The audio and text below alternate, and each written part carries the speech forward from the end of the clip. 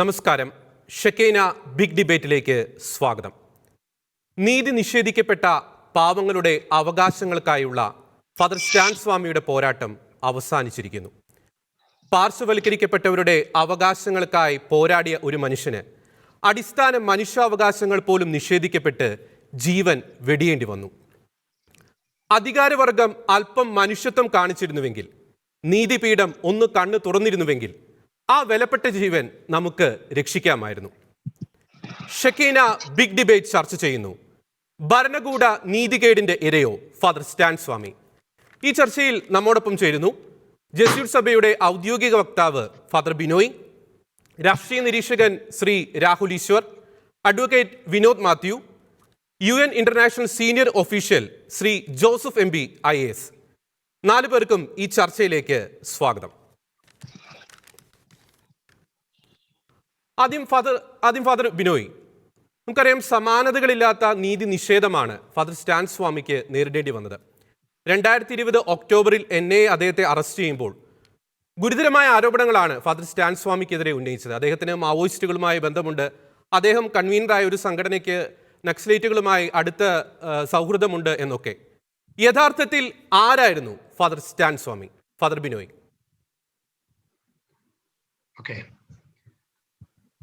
മരിച്ചു കിടക്കുന്ന ഒരു ആത്മാവിന് മുമ്പിൽ പ്രണാമം അർപ്പിച്ചുകൊണ്ടാണ് ഞാനിപ്പോൾ ഈ ചർച്ചയിൽ പങ്കുചേരുന്നത്. ഫാദർ സ്റ്റാൻ സ്വാമി, അദ്ദേഹം ഒരു ജെസ്യൂട്ട് പുരോഹിതൻ എന്നുള്ളതാണ് അദ്ദേഹത്തിന്റെ ആദ്യത്തെ ഐഡന്റിറ്റിയായി വെളിപ്പെടുത്താൻ ഞാൻ ഇഷ്ടപ്പെടുന്നത്. പാവങ്ങൾക്ക് വേണ്ടി പക്ഷം ചേരുക എന്നുള്ളത് ഈശോ സഭയുടെ മുഖമുദ്രയാണ്. അത്തരത്തിൽ ബോധ്യങ്ങളുടെ വെളിച്ചത്തിൽ പഠനത്തിനും പരിശീലനത്തിനും ശേഷം ബാംഗ്ലൂർ ഇന്ത്യൻ സോഷ്യൽ ഇൻസ്റ്റിറ്റ്യൂട്ടിൽ 15 വർഷക്കാലം ഇന്ത്യൻ സോഷ്യോ കൾച്ചറൽ അനാലിസിസിന്റെ ഡയറക്ടറായി സേവനമനുഷ്ഠിച്ചിട്ട് പാവങ്ങളോട് പക്ഷം ചേരുക എന്ന ജെസ്യൂട്ട്സിന്റെ ആ ഒരു മുദ്രാവാക്യം നെഞ്ചിലേറ്റി ജാർഖണ്ഡിലെ ആദിവാസികളുടെ ഇടയിൽ സേവനം ചെയ്യാൻ പുറപ്പെട്ടവനാണ് ഫാദർ സ്റ്റാൻ സ്വാമി. അന്ന് മുതൽ ഇന്ന് വരെ 4 ദശാബ്ദങ്ങളിലധികമായി നീതിക്ക് വേണ്ടി, പാവപ്പെട്ടവരുടെ അവകാശങ്ങൾക്ക് വേണ്ടി അദ്ദേഹം പോരാടിയിട്ടുണ്ട്. ശാസ്ത്രീയമായി കാര്യങ്ങൾ പഠിച്ച് ആദിവാസി ജനവിഭാഗത്തിന്റെ അടിച്ചമർത്തപ്പെട്ടവരുടെ അവകാശങ്ങൾ കൃത്യമായി വിവരങ്ങൾ ശേഖരിച്ച് ശാസ്ത്രീയമായി പഠിച്ച് അത് ഗവൺമെന്റിന് മുൻപിൽ സമർപ്പിച്ച് അവരുടെ ആനുകൂല്യങ്ങളും അവകാശങ്ങളും നേടിയെടുക്കുക എന്നുള്ള ഒരേ ഒരു ജീവിത സമർപ്പണം മാത്രമായിരുന്നു ഫാദർ സ്റ്റാൻ സ്വാമിയുടേത്. അന്നു മുതൽ ഇന്ന് വരെ അദ്ദേഹം നിലകൊണ്ടതും ഇത്തരത്തിൽ പാവങ്ങളോട് പക്ഷം ചേരുകയും അവരുടെ നീതിക്ക് വേണ്ടിയുള്ള മുറവിളിയും മാത്രമായിരുന്നു. എത്രയോ ആളുകളുടെ ജീവിതത്തിൽ അദ്ദേഹം സാന്ത്വനവും ആശ്വാസവും ഏകിയിട്ടുണ്ട്. അകാരണമായി ജയിലിൽ അടയ്ക്കപ്പെട്ട ആദിവാസികൾക്ക് വേണ്ടി, യുവജനങ്ങൾക്ക് വേണ്ടി, വനം കൊള്ള അല്ലെങ്കിൽ ഭൂമി കൈവശപ്പെടുത്തി പുറന്തള്ളപ്പെട്ട ആദിവാസി ജനവിഭാഗത്തിന് വേണ്ടി അദ്ദേഹം എന്നും നിലപാടുകൾ സ്വീകരിച്ചിരുന്നു. അതുകൊണ്ട് ഫാദർ സ്റ്റാൻ സ്വാമി ഞങ്ങളെ സംബന്ധിച്ചിടത്തോളം ക്രിസ്തുമാർഗത്തിൽ ചരിച്ച് നിയമത്തിനനുസൃതം ഭരണഘടനയുടെ അവകാശങ്ങളെ താലോലിച്ചുകൊണ്ട് പാവപ്പെട്ടവരുടെ ഉന്നമനത്തിന് വേണ്ടി അക്ഷീണം യത്നിച്ച ഒരു ജെസ്യൂട്ട് പുരോഹിതനാണ്, നീതി പോരാളിയാണ്. അദ്ദേഹത്തിനാണ് ഞാൻ പ്രണാമം അർപ്പിക്കുന്നത്. ഫാദർ ബിനോയ്, ഒരു കാര്യം കൂടി, എന്തായിരുന്നു ഫാദർ സ്റ്റാൻ സ്വാമിയുടെ അറസ്റ്റിലേക്ക് നയിച്ച ഒരു സാഹചര്യം എന്തായിരുന്നു? ആദ്യമേ തന്നെ പറയട്ടെ, ഫാദർ സ്റ്റാൻ സ്വാമിയുടെ മേലുള്ള അറസ്റ്റ് അടിസ്ഥാനരഹിതവും കെട്ടിച്ചമച്ചതുമായ ആരോപണങ്ങളുടെ വെളിച്ചത്തിലാണ്. 2014-15 കാലയളവിൽ ഒരു വിഭാഗം ആദിവാസി യുവജനങ്ങൾ തങ്ങളുടെ അവകാശങ്ങൾക്ക് വേണ്ടി പോരാടിയപ്പോൾ അതിന്റെ പിന്നിൽ മാർഗദർശനവും പ്രചോദനവുമായി ഫാദർ സ്റ്റാൻ സ്വാമി നിലകൊണ്ടിട്ടുണ്ട്. അതിനെ ഒരു നക്സലൈറ്റ് മൂവ്മെന്റ് പ്രസ്ഥാനത്തോടുള്ള ബന്ധപ്പെടലാണെന്ന് അന്ന് തന്നെ ചിത്രീകരിച്ചിരുന്നു. രണ്ടാമത്തേത് പത്തൽഗഡി എന്ന് പറയുന്ന ഒരു മൂവ്മെന്റ് ആണ്. മഹാരാഷ്ട്രയിലെ ജാർഖണ്ഡ് മേഖലയിലെ കുന്തി ജില്ലയിലെ ആദിവാസികൾ ഭരണഘടനയുടെ 5ാം ഷെഡ്യൂൾ അനുസരിച്ച് പെസ ആക്ട് പ്രകാരം ആദിവാസികളുടെ അവകാശങ്ങൾ, വനഭൂമി, ഇടം, അവരുടെ പാർപ്പിട സൗകര്യങ്ങൾ തിരികെ ലഭിക്കണമെന്നാവശ്യപ്പെട്ടുകൊണ്ട് അവർ മുൻപോട്ട് വരികയും സമരം ചെയ്യുകയും ചെയ്തപ്പോൾ ഫാദർ സ്റ്റാൻ അവരോടൊപ്പം നിന്നിട്ടുണ്ട്. അതിന് ഏറ്റവും ലേറ്റസ്റ്റ് ആയിട്ട്, അതായത് 2 വർഷങ്ങൾക്ക് മുൻപ്, ഓർക്കണം, ഫാദർ സ്റ്റാൻ സ്വാമി 2 വർഷം മുൻപ് ഞാനിപ്പോൾ ആയിരിക്കുന്ന ഇവിടുത്തെ ലയോള ഇൻസ്റ്റിറ്റ്യൂട്ടിന്റെ എഴുത്ത് മാസികയുടെ ഓഫീസിൽ വരികയും ഞങ്ങൾ സംസാരിക്കുകയും ചെയ്തതാണ്. അദ്ദേഹം നേരിട്ട് പറഞ്ഞ ഒരു കാര്യമാണ്, ഫാബ്രിക്കേറ്റഡ് ആയിട്ടുള്ള അടിസ്ഥാനരഹിതമായ കേസുകളാണ്. ഭീമ കൊറേഗാവ് എന്ന് പറയുന്ന പൂനെയിലെ ആ ദളിതരായിട്ടുള്ള ആളുകളുടെ ഒരു സമരത്തോട് അകാരണമായി ബന്ധിപ്പിക്കുകയും അനീതിപരമായി അദ്ദേഹത്തെ അതിൽ വലിച്ചൊഴിക്കുകയും ഒരിക്കൽ പോലും പറയുന്ന പൂനെയിലെ സംഘാടകരോടോ അല്ലെങ്കിൽ ഈ പ്രവർത്തകരോടോ ബന്ധപ്പെടുകയോ ചെയ്യാതെ ഫാബ്രിക്കേറ്റഡ് വെറും ആരോപണങ്ങൾ നടത്തി ഉന്നയിച്ചുകൊണ്ട് അദ്ദേഹത്തിന്റെ ലാപ്ടോപ്പിൽ അദ്ദേഹം പോലും അറിയാതെ കാര്യങ്ങൾ ഹാക്ക് ചെയ്യുകയും അത്തരത്തിൽ അദ്ദേഹത്തെ കൊടുക്കുകയും ചെയ്തതായിട്ട് വളരെ സത്യസന്ധമായ ഭാഷയിൽ അദ്ദേഹം പറഞ്ഞത് ഞാനിന്നും വ്യക്തമായിട്ട് ഓർക്കുന്നുണ്ട്. അതുകൊണ്ട് ഞാൻ സൂചിപ്പിക്കട്ടെ, നക്സലൈറ്റ്സ്, മാവോയിറ്റ്സ് ഇവരുമായിട്ടുള്ള ബന്ധത്തിന്റെ ആരോപണത്തിലാണ് ഫാദർ സ്റ്റാൻ സ്വാമിയെ കുടുക്കിയത്, അദ്ദേഹത്തിലെ ജയിലിൽ അടച്ചത്.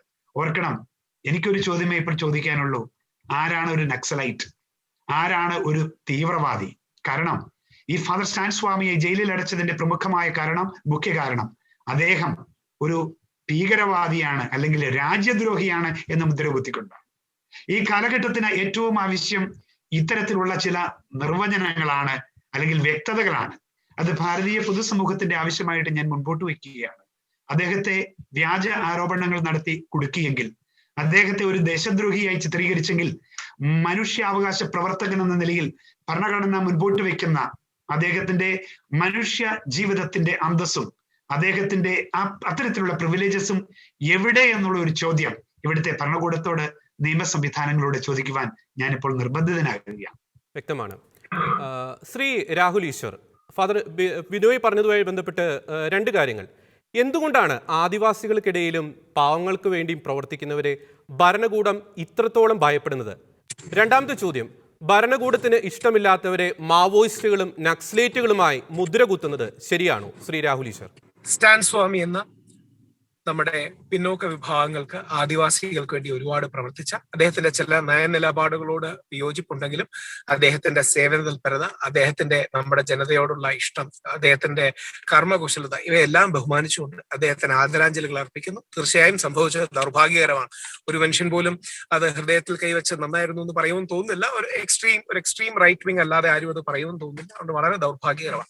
2-3 കാര്യങ്ങൾ നമ്മൾ ഇതിൽ ശ്രദ്ധിക്കേണ്ടതുണ്ട്. ഒന്ന്, ഭീമ കൊറേഗാവ് പോലുള്ള ഒരു കാര്യം ആഘോഷിക്കപ്പെടേണ്ട ഒരു കാര്യമല്ല. അത് ദളിതരുടെ ഒരു സമരമാണെന്നുള്ള ഫാദർ ബിനോയിയുടെ അസേർഷനോട് വളരെ താഴ്മയോടുകൂടി വിയോജിക്കുന്നു. അതായത് ബ്രിട്ടീഷുകാർ ഇന്ത്യക്കാർക്കെതിരെ നടത്തിയ യുദ്ധമാണ്. 1818 പേഷ്വയുടെ ഇന്ത്യൻ സൈന്യവും ബ്രിട്ടീഷുകാരും തമ്മിലുള്ള യുദ്ധത്തിൽ ബ്രിട്ടീഷുകാർ ജയിച്ചതാണ് യഥാർത്ഥത്തിൽ ഭീമ കൊറേഗാവ്.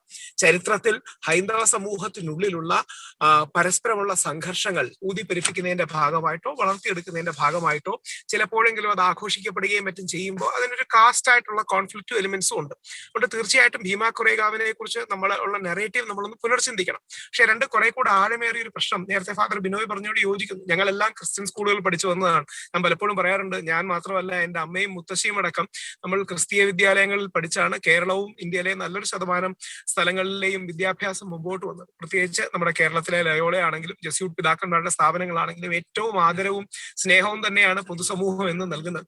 ഇവിടെ ഉണ്ടാവുന്നൊരു യഥാർത്ഥത്തിൽ നമ്മൾ ഡീൽ ചെയ്യുന്നത് ഒരു മനഃശാസ്ത്രപരമായ പ്രശ്നമാണ്. തത്വശാസ്ത്രമോ പ്രത്യയശാസ്ത്രമോ അല്ല. അതായത് ഞാൻ അടക്കം ഉൾപ്പെടുന്ന ബ്രാഹ്മണ സമൂഹം എന്ന് പറയുന്ന ഇന്ത്യയിൽ ഏകദേശം 5 മുതൽ 10% വരെ ആൾക്കാരുള്ള ഒരു സമൂഹം മാത്രമാണ്. ഇന്ത്യയിലെ ഡീപ് സ്റ്റേറ്റ്, ആ ഡീപ് സ്റ്റേറ്റിൽ ഒരുപാട് ബ്രാഹ്മണിക്കൽ എലിമെന്റ്സ് ഉള്ളവരുണ്ട്. അതായത് ബ്രാഹ്മണിക്കലും ഇസ്ലാമും ഇസ്ലാമിസ്റ്റും പോലെയാണ്. ബ്രാഹ്മണ്യം പരമപവിത്രമാണ്, ഇസ്ലാമിനെ പോലെ അല്ലെങ്കിൽ ക്രിസ്ത്യാനിറ്റിയെ പോലെ ഏതൊരു വിശ്വാസ പദ്ധതിയെ പോലെ. പക്ഷെ പലപ്പോഴും കാസ്റ്റീസ്റ്റ് ആയ സ്ട്രഗിൾസ് ഉള്ള നമ്മുടെ ഡീപ് സ്റ്റേറ്റിലെ ഒരുപാട് ആൾക്കാർ പലപ്പോഴും പിന്നോക്ക ദളിത് മുസ്ലിം ന്യൂനപക്ഷ ഐക്യം തുടങ്ങിയ ആശയങ്ങളെ വളരെയധികം ഭയപ്പെടുകയും അതിനോട് ഇൻസ്റ്റിറ്റ്യൂഷണൽ ഡിസ്ക്രിമിനേഷൻ കാട്ടുകയും ചെയ്യുന്നു എന്നുള്ളൊരു സത്യമാണ്.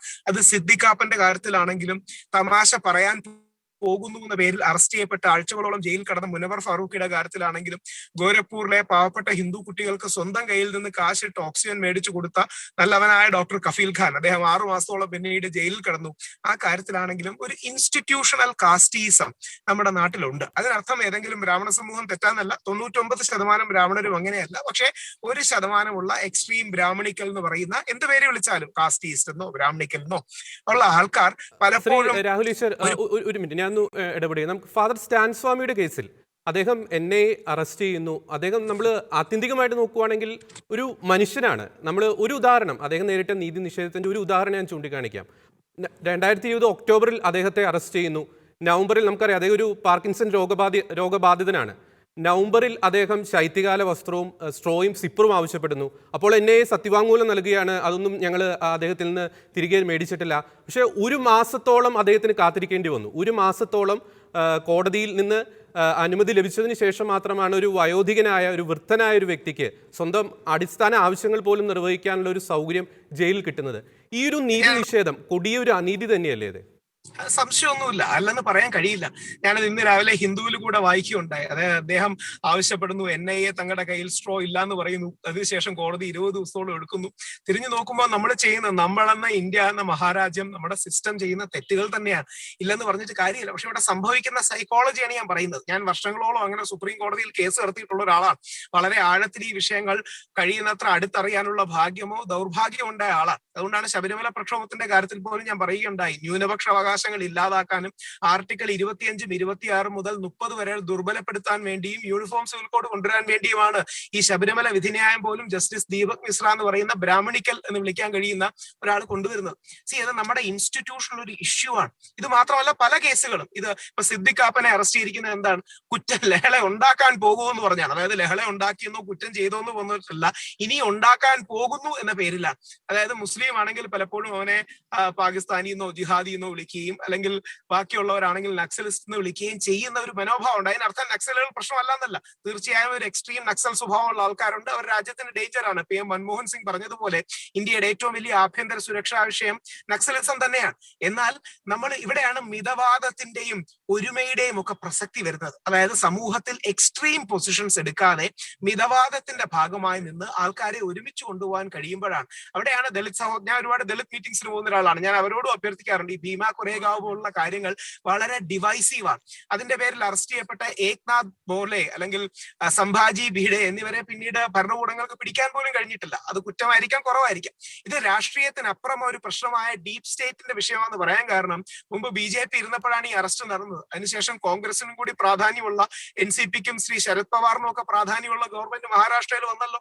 എത്രമാത്രം വ്യത്യസ്തമായ സമീപനം ഉണ്ടായി. കോൺഗ്രസ് ഗവൺമെന്റ് അധികാരത്തിൽ വന്നതിന് ശേഷം NIA കസ്റ്റഡിയിലാണ്. NIA കേസ് ഏറ്റെടുത്തിരുന്നു എനിക്ക് തോന്നുന്നു, അല്ലെ? അല്ല, എത്രമാത്രം ഏതെങ്കിലും ഗവൺമെന്റ് ഭാഗത്തുനിന്ന് അനുകൂലമായ ഒരു സമീപനം ഉണ്ടാകും, എനിക്ക് സംശയമാണ്. അതിന്റെ പ്രശ്നം ഒരു ഇൻസ്റ്റിറ്റ്യൂഷണൽ ഇഷ്യൂ ആണ്. അതായത് നമ്മുടെ സംവിധാനങ്ങളിൽ അന്തർലീനമായി കിടക്കുന്ന ജാതിയോ സമുദായമോ അല്ല പ്രശ്നം, ഒരു ജാതീയതയുടെ കാസ്റ്റീസത്തിന്റെ ആ കാസ്റ്റീസം ബേസിക്കലി പെട്ടെന്ന് ഇൻസെക്യൂർ ആവും. എന്താ സംഭവിക്കാന്ന് പറഞ്ഞാൽ, പ്രത്യേകിച്ച് ക്രിസ്ത്യൻ കമ്മ്യൂണിറ്റിയിൽപ്പെട്ട ആൾക്കാർ അല്ലെങ്കിൽ ദളിത് മുസ്ലിം ഐക്യമൊന്നോ ആദിവാസി വിഭാഗങ്ങളിലേക്ക് വരുമ്പോൾ അത് ഹിന്ദു സമൂഹത്തിന് വിഘടനം ഉണ്ടാക്കാനാണെന്ന് തെറ്റിദ്ധരിച്ചോ ശരിയായി ധരിച്ചോ കൊണ്ട് ഇത് ഭയങ്കരമായി ഞങ്ങളുടെ ഇടയിൽ സ്പ്ലിറ്റ് ഉണ്ടാക്കുമെന്നൊക്കെ, അല്ലെങ്കിൽ എല്ലാവരെയും കൺവേർട്ട് ചെയ്തുകൊണ്ട് പോകാനെന്നൊക്കെ തെറ്റിദ്ധരിച്ച് പല ആൾക്കാരും ഓവർ റിയാക്ട് ചെയ്യും. അപ്പൊ അത് പല കേസുകളിലും നമുക്ക് വേദനാജനകമായി കാണാം. അത് ഈ കേസിൽ മാത്രമല്ല, ഈ കേസിൽ നല്ല ബഹുമാനത്തോടെ പറയട്ടെ, ജഡ്ജിയുടെ ഇൻസെൻസിറ്റിവിറ്റി 20 ദിവസം എടുത്തു ഇത്രയും ചെറിയൊരു റിക്വസ്റ്റ് അഡ്മിറ്റ് ചെയ്യാൻ. മുനവർ ഫാറൂഖിയുടെ കേസിൽ പോലീസുകാർ ഒരു തവണ പറഞ്ഞ ഒഴിവ് വളരെ കൗതുകമുള്ളതാണ്. ഞങ്ങൾ ഇന്ന് കേസ് ഡയറി എടുത്തില്ല എന്നാണ്. അതായത് ഇന്ന് കേസ്, അയാൾക്ക് ജാമ്യം അപേക്ഷിച്ചപ്പോൾ ഇന്ന് ഞങ്ങൾ കേസ് ഡയറി എടുത്തില്ല എന്ന്. അതൊരു ഇൻസ്റ്റിറ്റ്യൂഷണൽ ഇഷ്യൂ ആണ്. വളരെ ആഴമേറിയ പരിചിന്തനം വേണ്ട, ഒരുപാട് സോൾഫുൾ സെർച്ചിങ് വേണ്ടതാണ്. ഞാൻ തിരിച്ചു വരാം രാഹുൽ ഈശ്വർ. അഡ്വക്കേറ്റ് വിനോദ് മാത്യു, ശ്രീ രാഹുൽ ഈശ്വർ പറഞ്ഞതുപോലെ ഫാദർ സ്റ്റാൻ സ്വാമി നേരിട്ട പ്രശ്നം ഒരു ഇൻസ്റ്റിറ്റ്യൂഷണൽ ഇഷ്യൂ അല്ലെങ്കിൽ ഒരു സൈക്കോളജിക്കൽ ഇഷ്യൂ എന്ന് പറഞ്ഞ് നമുക്ക് തള്ളിക്കളയാൻ കഴിയുമോ? അഡ്വക്കേറ്റ് വിനോദ് മാത്യു.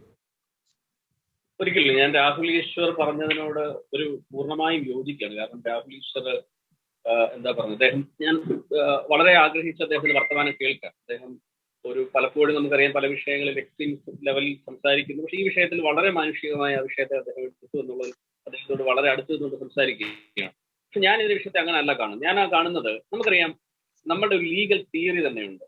ഇപ്പൊ 1977 നമ്മുടെ കൃഷ്ണയ്യർ സ്വാമിയുടെ ഒരു പ്രശസ്തമായ വിധിയുണ്ട്. അതിൽ അദ്ദേഹം പറഞ്ഞു വെച്ച ഒരു കോട്ടിക്ക് പോലെ ഇങ്ങനെയാണ്. അതായത് ബെയിൽ എന്ന് പറയുന്നത് ഒരു അവകാശമാണ്. നമുക്ക് ഒരു എക്സെപ്ഷൻ കേസ് അല്ല ബെയിൽ.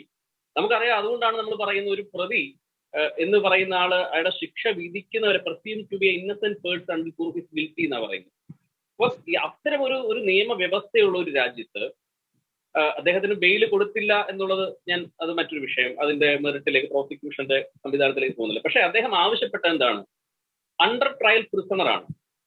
അണ്ടർ ട്രയൽ പ്രിസണറായി കിടക്കുന്ന ഒരാൾക്ക് വ്യവസ്ഥാപിതമായി കിട്ടേണ്ട ചില റൈറ്റുകളുണ്ട്. അതുപോലും കിട്ടാതെ എനിക്കൊരു സ്ട്രോ വേണം. ഇപ്പം നമുക്കറിയാം, അജ്മൽ കസബിനെ ഇവിടെ കൊണ്ടുവന്ന് പിടിച്ച സമയത്ത് അദ്ദേഹത്തിന് വേണ്ടിയിട്ട് സുപ്രീം കോടതി ബാർ അസോസിയേഷൻ പ്രമേയം പാസാക്കി ഒരു അഭിഭാഷകൻ പോലും അദ്ദേഹത്തിന് വക്കാലത്ത് എടുക്കാൻ പാടില്ല. അന്ന് ദേശീയ ലീഗൽ സർവീസ് അതോറിറ്റി കൃത്യമായി പറഞ്ഞു, ഇന്ത്യൻ ജുഡീഷ്യൽ സിസ്റ്റം അങ്ങനെയല്ല, ഏതൊരാൾക്കും അഭിഭാഷകന്റെ സഹായം വേണമെന്ന് ആവശ്യപ്പെട്ടുകൊണ്ട് പറയുകയും അങ്ങനെയാണ് പ്രത്യേകമായി ബാർ കൗൺസിൽ യോഗം കൂടിയ അഭിഭാഷകനെ അന്ന് സുപ്രീം കോടതി ബാർ കൗൺസിലും ഓൾ ഇന്ത്യ ബാർ കൗൺസിലും കൂടിയാണ് അദ്ദേഹത്തിന് അന്ന് അഭിഭാഷകരെ കൊടുത്തത്. അപ്പൊ ഇത്തരം ജുഡീഷ്യറിയുടെ വളരെ മനോഹരമായ പദങ്ങളും സംവിധാനങ്ങളും ഒക്കെ ഭരിക്കുന്ന മുമ്പോട്ട് പോകുന്ന വ്യവസ്ഥയുള്ള രാജ്യത്ത് അദ്ദേഹം പറയുന്നത് എനിക്കൊരു സ്ട്രോ വേണം, എനിക്കൊരു കമ്പിളി പുതപ്പ് വേണം, എന്നെ ഒന്ന് ആശുപത്രിയിൽ കൊണ്ടുപോകണം എന്ന് പറയുന്ന ആ ഒരു ആവശ്യത്തോട് നമ്മുടെ സിസ്റ്റം എത്ര സ്ലോ ആയിട്ടാണ് പ്രതികരിച്ചത്. അതാണ് ഇവിടുത്തെ പ്രശ്നം. അദ്ദേഹത്തിന്റെ കേസിന്റെ മെറിറ്റ് നമുക്കറിയാം. ഇപ്പൊ കേസിന്റെ മെറിറ്റ് എന്ന് പറയുന്നത് പലപ്പോഴും കോടതിയിലെത്തി ചാർജ് കൊടുത്തതിന് ശേഷം വിചാരണ നടപടികൾ പൂർത്തിയായി. നമുക്ക് ഇവിടെ വേറെ വിഷയമുണ്ട്. ഇവിടെ അദ്ദേഹത്തിനൊപ്പം അറസ്റ്റ് ചെയ്യപ്പെട്ട മറ്റൊരുപാട് മനുഷ്യാവകാശ പ്രവർത്തകർ ഇപ്പോഴും ജയിലിൽ കിടക്കുക, വരവരാതാവും അടക്കം. അപ്പം ഇനി അവരുടെയൊക്കെ മരണത്തിന് ശേഷമായിരിക്കും വീണ്ടും ആഘോഷിക്കപ്പെടുന്നത്. അപ്പൊ ഈ മരണത്തോടു കൂടിയാണ് ഇത് ചർച്ച ചെയ്യപ്പെടുന്നത്. മരണത്തിന് മുമ്പ് തന്നെ സ്വാഭാവികമായി ഇങ്ങനെ നീതി നിഷേധിക്കുമ്പോൾ ഈ വിഷയം പുറത്തു പറയാൻ ധൈര്യമുള്ളവരാരുമില്ല. അങ്ങനെ പുറത്തു പറഞ്ഞാൽ ഒന്നെങ്കിൽ രാജ്യദ്രോഹിയായി ചാപ്പ കുത്തുന്ന ഒരു വ്യവസ്ഥ ഒരു സംവിധാനം നാട്ടിൽ നടമാടുന്നു. അപ്പൊ അതുകൊണ്ടാണ് സ്വാമിയുടെ വിഷയം നമ്മുടെ കേരള സമൂഹം, പൊതുസമൂഹം, ഇന്ത്യ ഒന്ന് ഏറ്റെടുത്ത് വിട്ട് പോലുമില്ല. അദ്ദേഹം ഇതിനെ മരിച്ചത് കൊണ്ടല്ലേ ഈ വിഷയം അഡ്രസ് ചെയ്യപ്പെടുന്നത്. അപ്പൊ മരണം കൊണ്ട് ആഘോഷിക്കേണ്ടതാണോ മനുഷ്യാവകാശം എന്ന് പറയുന്നത്? അവിടെയാണ് ചോദ്യം. ഒരാൾ മരിച്ചതിന് ശേഷം ആഘോഷിക്കപ്പെടേണ്ട, ചർച്ച ചെയ്യപ്പെടേണ്ട ഒന്നാണോ മനുഷ്യാവകാശം? അതോ ഒരു മനുഷ്യൻ ജനിക്കുന്നതോടുകൂടി അവന്റെ മനുഷ്യാവകാശത്തെ പറ്റിയുള്ള അടിയന്തര പ്രാധാന്യം അവൻ എല്ലാ മേഖലയിലും കിട്ടണമോ എന്നുള്ള ചോദ്യമാണ് സ്വാമി ഇവിടെ ഉയർത്തുന്നത്. അതുകൊണ്ട് ഇതിനെ അത്ര നിസ്സാരവൽക്കരിച്ച് നമുക്കൊരു വ്യവസ്ഥയുടെ ഭാഗമാണ്, വ്യവസ്ഥ അങ്ങനെ ഇത് നാളെ മറ്റൊരാൾക്ക് സംഭവിക്കാം. ഇപ്പൊ ഞാൻ ഈ ഞാൻ അഭിഭാഷകനാണ്. എത്രയോ പേരാണ് അണ്ടർ ട്രയൽ പ്രിസണറായിട്ട് നമ്മുടെ ജയിലിൽ കിടക്കുന്നത് അറിയാമോ? ഈ ജയിലിൽ നിന്ന് പിടിച്ചാൽ തൂക്കിക്കൊന്നാ പോരെ. ഇപ്പൊ തൂക്കിക്കൊല്ലാതെ ട്രയൽ നടത്താതെ ഇങ്ങനൊരു സിസ്റ്റം മുമ്പോട്ട് പോകുമ്പോൾ ഇതിനെ അഡ്രസ് ചെയ്യേണ്ടത് രാജ്യത്തെ ഭരണാധികാരികളും ഇവിടുത്തെ വ്യവസ്ഥയും ഒക്കെയാണ്. പക്ഷെ അതിന് കഴിയുന്നുണ്ടോ? ഇത്തരമൊരു വിഷയത്തിൽ അദ്ദേഹത്തിന്റെ വിചാരണ നടത്തി പെട്ടെന്ന് പുറത്ത് വിട്ടു, അല്ലെങ്കിൽ അദ്ദേഹം കള്ളക്കേസിലാണോ എന്നുള്ളത് നമുക്ക് അതിന്റെ മറ്റൊരു വിഷയമാണ്. പക്ഷെ നിലവിൽ ഒരു അണ്ടർ ട്രയൽ പ്രിസണറായി കിടക്കുന്ന ഒരാൾക്ക് അടിസ്ഥാനപരമായി നൽകേണ്ട നീതി നൽകാൻ, പ്രതിക്ക് നീതി ഉണ്ടല്ലോ, നീതി നൽകാൻ ഇവിടുത്തെ ഭരണകൂട സംവിധാനത്തിനും ഇവിടുത്തെ ജുഡീഷ്യൽ സംവിധാനത്തിനും കഴിഞ്ഞില്ല എന്നുള്ള ചർച്ചയാണ് മുമ്പോട്ട് വരുന്നത്. തീർച്ചയായും. Shri Joseph M P IAS, father Stan സ്വാമിയുടെ കാര്യത്തിൽ നമ്മൾ എടുക്കുകയാണെങ്കിൽ എൻ്റെ ഒരിക്കലും അദ്ദേഹത്തെ കസ്റ്റഡിയിൽ ആവശ്യപ്പെട്ടിരുന്നില്ല. നിസ്സാര കാര്യങ്ങൾ പറഞ്ഞ് അദ്ദേഹത്തിൻ്റെ ജാമ്യാപേക്ഷ മാറ്റിക്കൊണ്ടിരിക്കുന്നു. ഇത് ശരിക്കും ഒരു ക്രൂരത തന്നെയല്ലേ? ഒരു വ്യക്തിയുടെ ഇത്രയും വന്ധ്യവൈദികനായ വൃദ്ധനായ ഒരു വ്യക്തിയുടെ നേർക്കുള്ള ഒരു ക്രൂരത തന്നെയല്ലേ ഭരണകൂടം പുലർത്തുന്നത്? ആദ്യം തന്നെ ഞാൻ പഠിച്ചത് ചെന്നൈയിലെ ലോയോല കോളേജിലാണ്. എൻ്റെ കോളേജിന്റെ ആദ്യത്തെ വർഷങ്ങള് സൊസൈറ്റി ഓഫ് ജീസസ്, ഈശോ സഭയുടെ അവരുടെ കർമ്മനിരതരെ പറ്റി എനിക്ക് അറിയാവുന്ന ഒരു വ്യക്തിയാണ്. ഫാദർ സ്റ്റാൻ സ്വാമിയുടെ മുമ്പിൽ ഞാൻ ആദ്യം എൻ്റെ തല കുനിക്കട്ടെ. ഇത് ക്രൂരതയാണ്. ഇത് ഒരു ഭരണ സംവിധാനത്തിന്റെ ക്രൂരതയാണ്. അത് നിഷേധിക്കാൻ നമുക്ക് സാധിക്കില്ല. 84 വയസ്സായ ഒരു പ്രായം ചെന്ന ഒരു മനുഷ്യൻ, പാർക്കിൻസൺസ് രോഗം, ചെവി കേട്ടൂട്, ഇതൊക്കെയുള്ള ആളെ എങ്ങനെയാണ് നമ്മുടെ നാടിന് ഒരു ഒരു ഒരു ഒരു ഭീകരനായിട്ട് നമുക്ക് മുദ്രകുത്താൻ സാധിക്കുന്നത്? ഒരുപാട് തെറ്റുകൾ ഇതിനകത്ത് പറ്റിയിട്ടുണ്ട്. അത് നമ്മൾ സൈക്കോളജി പറഞ്ഞോ ഒന്നും നമുക്കത് മാറ്റാൻ പറ്റില്ല. ഇത് നമ്മുടെ ഓരോരുത്തരുടെയും ജനജീവിതത്തിനെ ബാധിക്കുന്നതാണ്. ഇന്ന് ഫാദർ സ്റ്റാൻ ആയിരിക്കും, നാളെ നമ്മളായിരിക്കും, ഇന്ന് ഞാൻ, നാളെ നീ. അതുകൊണ്ട് നമുക്ക് ഓരോരുത്തർക്കും ഇത് വരാവുന്നതാണ്. ഭരണകൂടങ്ങൾ മാറിപ്പോകും. മാറുമ്പോഴ് ഇന്നത്തെ നല്ലവര് നാളത്തെ മോശക്കാരും, ഇന്നത്തെ മോശക്കാര് നാളത്തെ നല്ലവരുമാകും. അതുകൊണ്ട് ഭരണ സംവിധാനം മെച്ചപ്പെടുത്താനും അതിൽ ഇത്തരം വീഴ്ചകൾ വരുത്താതിരിക്കാനും നമ്മൾ നോക്കണം. ഏറ്റവും വലിയ തെറ്റ് പറ്റുന്നത്, നമുക്ക് ഒരുപാട് നിയമങ്ങളുണ്ട്. ഈ UAP, unlawful activities prevention act, ചാട, പിന്നെ പറഞ്ഞാൽ വക്കീല് അവിടെ ഇരിപ്പുണ്ട്. ഒരുപാട് നിയമങ്ങളുണ്ട്. ഈ നിയമങ്ങൾ പലതും ഒന്നിനെ മറ്റത് ഘടകവിരുദ്ധമാണ്. പലപ്പോഴും ഒന്നിനെ മറ്റുമായിട്ട് ഓവർലാപ്പ് ചെയ്യുന്നു. ഒരു നിയമം എൻഫോഴ്സ് ചെയ്യുന്ന, നിയമം നടപ്പിലാക്കുന്ന ഒരു പോലീസ് ഉദ്യോഗസ്ഥനോ ഈ നിയമങ്ങളൊക്കെ ഒരുപാട് ദുർവിനിയോഗം ചെയ്യാൻ സാധിക്കും. ഒരു ഭരണകൂടത്തിനെ പ്രീതിപ്പെടുത്താൻ വേണ്ടി, ഒരു അല്ലെങ്കിൽ വ്യക്തിപരമായിട്ടുള്ള വിരോധങ്ങൾ വേണ്ടി, അല്ലെങ്കിൽ ആശയങ്ങൾ, എന്റെ മതം നിങ്ങളുടെ മതം എന്നുള്ള ആശയങ്ങൾ ആ ഒരു വ്യക്തിയുടെ തലയിൽ കയറിയാൽ അത് ഉപയോഗിച്ചുകൊണ്ട് ഈ നിയമങ്ങളൊക്കെ ദുരുപയോഗിക്കാൻ സാധിക്കും. അത്തരത്തിലുള്ള ദുരുപയോഗം നമ്മുടെ നാട്ടില് ഒരുപാട് ഈ കഴിഞ്ഞ വർഷങ്ങളായിട്ട് വരുന്നുണ്ട്. ഇതിന് നമ്മുടെ എല്ലാവരുടെയും കയ്യിൽ ചോരയുണ്ട്, രക്തമുണ്ട്. നമ്മള് നിശബ്ദ പാലിക്കുമ്പോൾ ആ രക്തത്തിന്റെ ഒരു ഭാഗം നമ്മുടെ കയ്യിലും പെടാണ്. ഇതിന് വായ തുറന്ന് നമ്മൾ പറഞ്ഞിട്ടേ അതിന് ഒരു പരിഹാരം കാണാൻ സാധിക്കുള്ളൂ. ഇതിനകത്ത് നമ്മൾ വലിയ കാര്യങ്ങൾ രാഹുൽ ഈശ്വർ പറയുന്നത് ഞാൻ കേട്ടു.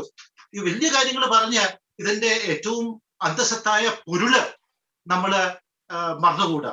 ഇതിനകത്ത് സൈക്കോളജി പറയാം, ഇതിനകത്ത് ബ്രാഹ്മണരും മറ്റു ജാതിക്കാരും തമ്മിലുള്ള വിരോധങ്ങളല്ല ഇവിടെ മനുഷ്യത്വമാണ്.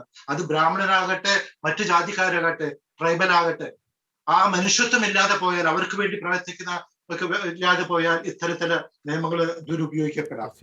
ഇന്നത്തെ ദീപികയില് നിങ്ങൾ കണ്ടു കാണും, ദീപിക ന്യൂസ് പേപ്പർ നീതിയുടെ ശബ്ദം നിലച്ചു. നീതിയുടെ ശബ്ദം നിലയ്ക്കല്ല ചെയ്തത്, നിലപ്പിക്കുകയാണ് ചെയ്തത്. അവിടെയാണ് ദുഃഖം വരുന്നത്. അത് ഒരു തെറ്റായ രീതിയിൽ ഇത് ഉപയോഗിച്ചുകൊണ്ട് ഏറ്റവും ശക്തിയായിട്ട് നമ്മുടെ പട്ടിക വർഗക്കാർക്ക് വേണ്ടി ശബ്ദമുയർത്തിയ ഒരു പുണ്യവാന്, ഞാൻ പുണ്യവാളൻ എന്ന് പറയാണ്, ഒരു ദിവസം ഫാദർ സ്റ്റാൻ സ്വാമിയെ പുണ്യവാളനായിട്ട് പ്രഖ്യാപിക്കുമെന്ന് എനിക്ക് തീർച്ചയാണ്. ആ ഒരു പുണ്യവാളന്റെ ഇങ്ങനെ ഒരു ആസ്പത്രിയിൽ വെച്ച് അദ്ദേഹത്തിന്റെ മരണത്തിലേക്ക് കൊണ്ടുപോകുക എന്ന് പറഞ്ഞാൽ നമ്മള് ചിന്തിക്കേണ്ട ഒരു കാര്യമാണ്. ഏതൊരു ജുഡീഷ്യൽ അന്വേഷണം തന്നെ വേണം. എന്തുകൊണ്ട് ഇത് സംഭവിച്ചു, എവിടെയാണ് കുറ്റങ്ങൾ വന്നത്, തെളിവില്ല. ഇതുവരെ NIAക്ക് പൊതുരംഗത്ത്, പൊതുവേദിയില്, ഒരു പൊതുമേശയില് തെളിവുകൾ നിരത്താൻ സാധിച്ചിട്ടില്ല. അങ്ങനെ തെളിവുകളില്ലാതെ ഒരാളെ അറസ്റ്റ് ചെയ്ത് പോയിട്ട്, അത് ആരും ആവട്ടെ, അച്ഛനാവട്ടെ, സ്വാമി ആവട്ടെ, ഒരു മുസ്ലിം പുരോഹിതനാകട്ടെ, ആരും ആവട്ടെ, തെളിവില്ലാതെ എങ്ങനെ അറസ്റ്റ് ചെയ്യാൻ സാധിച്ചു? ശ്രീ ജോസഫ് എംപി, ഒരു ചോദ്യം കൂടി. നമുക്കറിയാം 2020 ഒക്ടോബറിൽ അദ്ദേഹത്തെ അറസ്റ്റ് ചെയ്ത മുതൽ അന്താരാഷ്ട്ര തലത്തിൽ തന്നെ ശ്രദ്ധയാകർഷിച്ച ഒരു കേസാണിത്. UN പോലും ഇടപെട്ടിരുന്നു. അന്താരാഷ്ട്ര തലത്തിൽ നിന്ന് ഇത്രയധികം സമ്മർദ്ദം വന്നിട്ട് പോലും എന്തുകൊണ്ട് ഭരണകൂടം ഫാദർ സ്റ്റാൻ സ്വാമിയുടെ കേസിൽ നിസ്സംഗത പുലർത്തി? ശ്രീ ജോസഫ് എംപി. ഞാൻ ഒരു അന്താരാഷ്ട്ര രംഗത്തെ ഒരു പ്രഷറിനെ പറ്റി ഞാൻ സംസാരിക്കാൻ ഉദ്ദേശിക്കുന്നില്ല. അവര് പ്രഷർ ചെലുത്താതിരിക്കട്ടെ. നമ്മുടെ ഭരണത്തിനകത്ത്, നമ്മുടെ ഭരണ സംവിധാനത്തിനകത്ത് ഇതിനകത്ത് വന്നിരിക്കുന്ന തെറ്റുകൾ ഒരുപാടുണ്ട്. അത് തെറ്റെന്താണെന്ന് ഒരു ജുഡീഷ്യൽ അന്വേഷണം കൊണ്ട് തന്നെ മനസ്സിലാക്കാൻ സാധിക്കും. NIAക്ക് ഒരുപാട് കാര്യങ്ങൾ പറഞ്ഞ് വിശദീകരിക്കാനുണ്ട്. എങ്ങനെ അവർക്കൊരു ഒരു ഉത്തരവാദിത്തം, ഒരു അക്കൗണ്ടബിലിറ്റി ദേശത്തിനോടുണ്ട്, നമ്മളോട് ഓരോരുത്തരോടുണ്ട്. അത് വെറുതെ നമ്മൾ കുറെ ചർച്ച ചെയ്ത് പോയിട്ട് കാര്യമില്ല. ഒരു ജുഡീഷ്യൽ അന്വേഷണം, ഒരു സുപ്രീം കോടതി ജഡ്ജിയോ ഒരു ഹൈക്കോടതി ജഡ്ജിയോ ഇരുന്നുള്ള എല്ലാ വശങ്ങളും പഠിച്ച് ഒരു ജുഡീഷ്യൽ അന്വേഷണം വേണം. ഈ ജുഡീഷ്യൽ അന്വേഷണത്തിന് മറ്റൊരു കുറവുണ്ട്. ജുഡീഷ്യൽ അന്വേഷണം ഒരുപാട് മാസങ്ങൾ, വർഷങ്ങൾ എടുക്കുന്നു, വലിയൊരു റിപ്പോർട്ട് തരുന്നു, പിന്നെ അതിനെപ്പറ്റി എല്ലാവരും മറക്കുന്നു. അത്തരത്തിലൊരു ജുഡീഷ്യൽ അന്വേഷണം ആകരുത് ഇത്. തീർച്ചയായിട്ടും അതിൽ നിന്നുള്ള കുറ്റക്കാരെ കണ്ടുപിടിച്ച് ആ കുറ്റക്കാർക്കെതിരെ നിയമ നടപടി എടുത്തിട്ട് ശിക്ഷിക്കണം തന്നെ വേണം. എന്നാൽ മാത്രമേ ഇത് ആവർത്തിക്കാതിരിക്കുള്ളൂ. ഇത് ആർക്കും വരാം. ഇന്ന് ഞാൻ തിരിച്ചു വരാം. ഒരു ജുഡീഷ്യൽ അന്വേഷണമാണ് ശ്രീ ജോസഫ് എംപി IAS ഉന്നയിക്കുന്നത്. ഫാദർ ബിനോയ്, താങ്കൾ നേരത്തെ പറഞ്ഞ ഒരു കാര്യത്തോട് ശ്രീ രാഹുൽ ഈശ്വർ വിയോജിപ്പ് പ്രകടിപ്പിച്ചിരുന്നു, ഭീമ ഗോറേഗാവ് കേസുമായി ബന്ധപ്പെട്ട്. അതിനെപ്പറ്റി താങ്കളിൽ നിന്ന് ഒരു ക്ലാരിറ്റി പ്രതീക്ഷിക്കുന്നുണ്ട് ഫാദർ ബിനോയ്. വാസ്തവത്തിൽ വ്യക്തിപരമായ സംഭാഷണത്തിൽ ഭീമെ കൊറാവാവ് ലഹളയുമായിട്ട് എനിക്ക് യാതൊരു ബന്ധവുമില്ല എന്ന് പറഞ്ഞ ഫാദർ സ്റ്റാൻ സ്വാമിയുടെ സത്യസന്ധതയിൽ ആശ്രയിക്കുന്നതുകൊണ്ട് ഞാൻ അതിൽ കൂടുതൽ വിശദീകരിക്കാൻ ഇഷ്ടപ്പെടുന്നില്ല. കാരണം ഞാൻ ആവർത്തിച്ച് പറഞ്ഞതുപോലെ അദ്ദേഹം ഇതുവരെ പൂനെയിൽ പോവുകയോ, അത് ഞങ്ങൾ മനസ്സിലാക്കുന്നിടത്തോളം അടുത്തറിയാവുന്ന സുഹൃത്തുക്കളും സഹപ്രവർത്തകരും ആരുമായ ജെസ്യൂട്ട് പാതിരിമാർക്ക്, വൈദികർക്ക് അത്രമാത്രം അറിയാം. അദ്ദേഹത്തിന്റെ ചരിത്രവും കാര്യങ്ങളും നമ്മൾ മനസ്സിലാക്കണം. ഒരു വ്യക്തിയുടെ സത്യസന്ധതയെ നമ്മൾ മനസ്സിലാക്കുന്നത് ചരിത്രപരമായ റെക്കോർഡുകൾ കൂടി പരിഗണിച്ചുകൊണ്ട് ആണെന്നാണ് ഞാൻ മനസ്സിലാക്കുന്നത്, കേവലം കെട്ടിച്ചമച്ച കഥകളുടെ വെളിച്ചത്തിലല്ല. അതുകൊണ്ട് ആ ഒരു സംഭവത്തിന്റെ ജാതി പരിവേഷമോ മതപരിവേഷമോ അല്ലെങ്കിൽ അതിലൊരു വൈദേശിക ആധിപത്യവുമായി ബന്ധപ്പെട്ട ഒരു ചർച്ചയല്ല ഇപ്പോൾ നമുക്ക് വേണ്ടത് എന്നാണ് ഞാൻ വിശ്വസിക്കുന്നത്. അത് ചർച്ചയെ വഴിതെറ്റിക്കുകയുള്ളൂ. ഗൗരവമേറിയ ഒരു മനുഷ്യാവകാശ പ്രശ്നത്തെ എന്താ പറയുക, അടിസ്ഥാനരഹിതമായ ആരോപണങ്ങൾ കൊണ്ട് വ്യാജമായി കെട്ടിച്ചമച്ച ഒരു മനുഷ്യാവകാശ പ്രശ്നത്തെ നമ്മൾ എങ്ങനെ സമീപിക്കുന്നു എന്നുള്ളതാണ്. ഇവിടെ ജാതി പ്രശ്നമല്ല, അല്ലെങ്കിൽ ഒരു ലഹളയുടെ ചരിത്രപരമായ പ്രശ്നവുമല്ല, മറിച്ച് നിയമപരവും നീതിപരവുമായ ഒരു പ്രശ്നമാണ്. ജോസഫ് സാർ ഇവിടെ പറഞ്ഞല്ലോ, UAPA അത് കിരാതമാണ്, മനുഷ്യത്വരഹിതമാണ്. നിയമത്തിൽ എങ്ങനെ നീതി കൊണ്ടുവരാം എന്നുള്ളതാണ് നമ്മൾ അന്വേഷിക്കേണ്ടത്. ജാതിക്കും മതത്തിനും രാഷ്ട്രീയത്തിനും വിഭാഗീയ ചിന്തകൾക്കും അപ്പുറമായി മനുഷ്യന്റെ അന്തസ്സിനെയും അവന്റെ നിലനിൽപ്പിനെയും അതല്ലെങ്കിൽ അവന്റെ ഒരു മനുഷ്യന്റെ എക്സിസ്റ്റൻസിനെ, അന്തസ്സിനെ റെസ്പെക്ട് ചെയ്തുകൊണ്ട് എങ്ങനെ നമുക്ക് ഒരു സിസ്റ്റമിക് ചേഞ്ച്, രാഹുലും അത് സൂചിപ്പിക്കുകയുണ്ടായി, ഘടനാപരമായ ഒരു മാറ്റം ഇവിടെ എങ്ങനെ കൊണ്ടുവരാം? അതുകൊണ്ട് എന്റെ ചോദ്യം നമ്മൾ അഡ്രസ് ചെയ്യേണ്ടത് ഭരണകൂടത്തിന്റെ നീക്കങ്ങളെയും നിയമ സംവിധാനങ്ങളുടെ അപര്യാപ്തതയെയും നീതിന്യായ സംവിധാനങ്ങളുടെ ഇൻഎഫിഷ്യൻസിയെയുമാണ്. ഇതാണ് ഏറ്റവും ഗൗരവമേറിയ ചർച്ചയ്ക്ക് നാം എടുക്കേണ്ടതെന്നാണ് എനിക്ക് തോന്നുന്നത്. തീർച്ചയായും ഫാദർ സ്റ്റാൻ സ്വാമിയുടെ മരണവുമായി ബന്ധപ്പെട്ട് പലതരത്തിലുള്ള ചർച്ചകൾ സമൂഹ മാധ്യമങ്ങളിലും ഒക്കെ മുഖ്യധാര മാധ്യമങ്ങളിലൊക്കെ ഉയർന്നു വരുന്നുണ്ട്. അതിലൊരു ആരോപണമാണ് കത്തോലിക്ക സഭ അല്ലെങ്കിൽ ജെസ്യൂട്ട് സഭ വേണ്ട രീതിയിൽ ഫാദർ സ്റ്റാൻ സ്വാമിയുടെ മോചനത്തിനായി ഇടപെട്ടില്ല എന്നൊരു ആരോപണം ഉയരുന്നുണ്ട്. അതിൽ എത്രമാത്രം വാസ്തവമുണ്ട് ഫാദർ ബിനോയ്? ഒരു കാരണവശാൽ ഇത് വാസ്തവമല്ല. കാരണം ഇതിന്റെ സൗത്ത് ഏഷ്യൻ ജെസ്വേറ്റ് അസിസ്റ്റൻസിയാണ് വാസ്തവത്തിൽ നിയമപരമായ കാര്യങ്ങളെല്ലാം മുൻപോട്ട് പോയിക്കൊണ്ടിരുന്നത്. ഞാൻ കേരള ജെസ്യൂട്ട് സമൂഹത്തെ പ്രതിനിധീകരിച്ച അതിലെ ഒരു ഡെലഗറ്റാണ്. കൃത്യമായ രേഖകളുണ്ട്, കൃത്യമായ റെക്കോർഡ്സ് ഉണ്ട്, കൃത്യമായ ഫയലുകളുണ്ട്. എത്രയോ മീറ്റിങ്ങുകൾ, ഇപ്പോൾ ഇവിടെ സൂചിപ്പിച്ചതുപോലെ പല മഹാരഥന്മാരും ഞങ്ങളുടെ ലോയോള കോളേജിലും സെന്റ് സേവിയേഴ്സ് കോളേജിലും അതുപോലെ കൽക്കട്ടയിലും പല ഇടങ്ങളിലായിട്ട് പഠിച്ച് വിദ്യ നേടിയ ആളുകളാണ്. അവരുടെ നിർദ്ദേശങ്ങൾ സ്വീകരിച്ചിട്ടുണ്ട്. വളരെയേറെ പ്രഗത്ഭരായ വക്കീലുമാരെ നമ്മൾ നിയോഗിച്ചിരുന്നു. ഇന്ന് സൗത്ത് ഏഷ്യൻ ജെസ്യൂട്ട് കോൺഫറൻസിന്റെ പ്രസിഡന്റായ ഫാദർ സ്റ്റാനിസ്ലാവോസ് ഡിസൂസ ഇറക്കിയ സർക്കുലറിൽ ഞങ്ങളോടൊപ്പം നിന്ന, ഞങ്ങൾക്ക് വേണ്ടി നീതിക്ക് വേണ്ടി പോരാടിയ സഹപ്രവർത്തകരായിട്ടുള്ള വക്കീലുമാരോട്, ഡോക്ടർമാരോട്, സാംസ്കാരിക നേതാക്കന്മാരോട് പ്രത്യേകമായ കടപ്പാട് രേഖപ്പെടുത്തിയിട്ടുണ്ട്. എനിക്ക് കൃത്യമായിട്ട് പറയാൻ പറ്റും, എത്രയോ തവണ ജാമ്യാപേക്ഷ നൽകി. 1000-ലധികം പേജുകളുള്ള ചാർജ് ഷീറ്റ് പഠിക്കുന്നതിന് മുൻപ് തന്നെ ആരോഗ്യപരമായ വന്ധ്യവയോധികന്റെ അവസ്ഥ മനസ്സിലാക്കിക്കൊണ്ട്, ആരോഗ്യപരമായ കാരണങ്ങൾ മാത്രം മുന്നിൽ കണ്ടുകൊണ്ട് ഒന്നിനു പുറകെ ഒന്നായി ജാമ്യാപേക്ഷകൾ നൽകി. സിപ്പറിന്റെ കാര്യം പറഞ്ഞല്ലോ, അതുപോലെ അദ്ദേഹത്തിന്റെ പ്രഷർ ലെവൽ താഴുന്ന കാര്യം പറഞ്ഞല്ലോ. ഫാദർ സ്റ്റാൻ സ്വാമി അച്ഛൻ ജയിലിൽ നിന്നുകൊണ്ട് നടത്തിയ നിലവിളി എന്തുകൊണ്ടാണ് നമ്മൾ മറന്നു പോകുന്നത്? ഈ ജയിലിൽ ഞാൻ തുടർന്നാൽ ഇവിടെ തന്നെ ഞാൻ മരിക്കും, എന്റെ ശരീരത്തിന്റെ അവസ്ഥ വളരെ ദുർബലമാണ് എന്ന് അദ്ദേഹം എത്രയോ തവണ പറഞ്ഞതാണ്.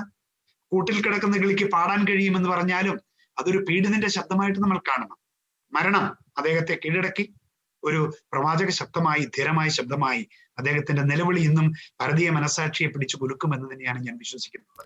തീർച്ചയായും വളരെ വ്യക്തമായി ഫാദർ ബിനോയ് അത് വിശദീകരിച്ചു. എങ്കിൽ പിന്നെ ഒരു ചോദ്യം ഉയരുന്നത്, ആരുടെ പിടിവാശിയായിരുന്നു ഫാദർ സ്റ്റാൻ സ്വാമി ജയിലിൽ കിടന്ന് നരകയാതന അനുഭവിച്ച് മരണപ്പെടണം എന്നുള്ളത്? ഫാദർ ബിനോയ്, എനിക്ക് തോന്നുന്നു ഈ ദിവസങ്ങളിലെ മാധ്യമങ്ങൾ, അല്ലെങ്കിൽ ഇത് കൃത്യമായി ഈ കേസ് ഫോളോ ചെയ്തുകൊണ്ടിരുന്ന ജനമനസ്സുകൾക്ക്, പൗരബോധമുള്ളവർക്ക്, ഭാരതത്തിന്റെ ഭരണഘടനയിൽ വിശ്വസിക്കുന്നവർക്ക് കൃത്യമായ ഉത്തരമുണ്ട്. ഇത് ഡെഫിനറ്റ്ലി ഇത് എന്താ പറയാ, അടിസ്ഥാനരഹിതമായ ആരോപണങ്ങൾ ഇതിന് പിന്നിലുണ്ട്, അല്ലെങ്കിൽ ഭരണകൂടത്തിന്റെ നിറവുകേട് ഇതിലുണ്ട്. അതിലേറെ നീതിന്യായ വ്യവസ്ഥയുടെ പിടിപ്പുകേടും അതല്ലെങ്കിൽ മനുഷ്യത്വരഹിതമായ കിരാതമായ നിയമ സംവിധാനങ്ങളുടെ നടത്തിപ്പും ഇതിന് പിന്നിലുണ്ട്. അതുകൊണ്ട് ഇവിടെ വലിയ പ്രാധാന്യം നിറഞ്ഞ ഒരു ചർച്ച, ഇത് ആരുടെ പ്രശ്നമാണ് എന്ന് ചോദിക്കേണ്ട ഒരു കാര്യമില്ല എന്നാണ് ഞാൻ മനസ്സിലാക്കുന്നത്. കൃത്യമായിട്ട് എല്ലാവർക്കും അതറിയാം. അപ്പൊ അതുകൊണ്ട് ഒരു പേരെടുത്ത് ഇന്നത് എന്ന് ഞാൻ എന്റെ ഭാഗത്ത് നിന്ന് അങ്ങനെ ഒരു സഭയുടെ ഒരു പ്രതിനിധിയായി ഞാൻ പോയിന്ററായിട്ട് അല്ലെങ്കിൽ ഇൻഡിക്കേറ്റ് ചെയ്യേണ്ട ആവശ്യമില്ല എന്ന് ഞാൻ കരുതുകയാണ്. ഇത് ഭാരതത്തിന്റെ പൗരസമൂഹം തീരുമാനിക്കട്ടെ ഇത് ആരുടെ പ്രശ്നമാണെന്ന്. ഇത് എല്ലാവർക്കും അറിയാം. ഒരുപക്ഷെ ഇത് നമ്മുടെ ആത്മാവബോധത്തിലേക്കാണ് ചില ചോദ്യങ്ങൾ ഉയർത്തുന്നത്. ഇത്രയും വിദ്യാഭ്യാസ സ്ഥാപനങ്ങൾ നമ്മൾ നടത്തി, ഇത്രയും സാംസ്കാരികമായ ഒരു അവബോധമുള്ള ഒരു കമ്മ്യൂണിറ്റി ഭാരതീയ ജനാധിപത്യ പ്രക്രിയയിൽ ഉണ്ടായിട്ട് അതിന്റെ തുടക്കം മുതൽ ഒടുക്കം വരെ അവസാന നിമിഷങ്ങളിൽ മിസ്റ്റർ വിനോദ് സൂചിപ്പിച്ചതുപോലെ ഈ അവസരത്തിൽ മാത്രമല്ല നമ്മുടെ സാംസ്കാരികമായിട്ടുള്ള വെല്ലുവിളി അതല്ലെങ്കിൽ നമ്മുടെ മുറവിളി മുൻപോട്ട് വരേണ്ടത്. അത് നിരന്തരം നടക്കേണ്ട ഒരു പ്രക്രിയയാണെന്ന് ഞാൻ വിശ്വസിക്കുന്നു. മനുഷ്യന്റെ അവകാശങ്ങളെ, മാനുഷിക മൂല്യങ്ങളെ, തീർച്ചയായും ഞാൻ തിരിച്ചു വരാം ഫാദർ ബിനോയ്. ശ്രീ രാഹുൽ ഈശ്വർ, ഫാദർ ബിനോയ് സൂചിപ്പിച്ചതുപോലെ നിരന്തരമായ ഒരു പോരാട്ടമാണ് ജെസ്യൂട്ട് സമൂഹവും മറ്റുള്ളവരും ഫാദർ സ്റ്റാൻ സ്വാമിയുടെ മോചനത്തിനായിട്ട് നടത്തിയത്. പക്ഷേ ഒരു മനുഷ്യാവകാശങ്ങൾ പൂർണ്ണമായും ലംഘിക്കപ്പെട്ട്, താങ്കൾ നേരത്തെ പറഞ്ഞ വാദഗതികളോട് ബഹുമാനപൂർവ്വം യോജിച്ചാൽ പോലും ഒരു വ്യക്തിയുടെ മനുഷ്യാവകാശമല്ലേ ആ ജയിലിൽ, മുംബൈ തലോജ ജയിലിൽ നിഷേധിക്കപ്പെട്ടത്? ശ്രീ രാഹുൽ ഈശ്വർ, രണ്ട് കാര്യങ്ങളാണ്. അങ്ങ് വളരെ പ്രസക്തമായ ചോദ്യമാണ് ചോദിച്ചത്, ആരാണ് ഇതിന് ഉത്തരവാദി? അതിന് നമ്മൾ പറയണ്ടേ? അത് പറയാതെ ലോകത്തിൽ ബാക്കി എല്ലാ കാര്യങ്ങളെ കുറിച്ചും പറഞ്ഞിട്ട് എന്താ കാര്യം? ആരാണ്, who is responsible, who is accountable? അതല്ലേ കോർ ക്വസ്റ്റ്യൻ. അതിന് ഏതെങ്കിലും ഗവൺമെന്റിനെ പഴിച്ചിട്ട് കാര്യമില്ല. ഞാൻ കുറെ കൂടെ ആഴത്തിൽ അതാണ് ഈ മനഃശാസ്ത്രം ചൂണ്ടിക്കാട്ടിക്കുന്നത്. ഇതൊരു തീവ്ര ബ്രാഹ്മണിക്കൽ പൊതുബോധത്തിന്റെ പ്രശ്നമാണ്. എന്തുകൊണ്ടാണ് സ്റ്റാൻ സ്വാമിയെ കേസിൽ കൊടുക്കാൻ തീരുമാനിക്കുന്നത്? അദ്ദേഹം ട്രൈബൽസിനിടെ വർക്ക് ചെയ്യുകയാണെങ്കിൽ അവരെ കൺവേർട്ട് ചെയ്യുമെന്ന് ധരിച്ചോ, തെറ്റിദ്ധരിച്ചോ, അല്ലെങ്കിൽ ഈ കൺവേർഷൻ ഉണ്ടാകുന്നതുകൊണ്ട് ഹിന്ദു ജനസംഖ്യ ഡിവൈഡഡ് ആയി പോകും ധരിച്ചോ ആണ് ചെയ്യുന്നത്. ആ ഇൻസ്റ്റിറ്റ്യൂഷനിലേക്ക്, നമ്മുടെ കോർ ഇൻസ്റ്റിറ്റ്യൂഷണൽ കാസ്റ്റീസം ഒരു ഇഷ്യൂ ആണ്.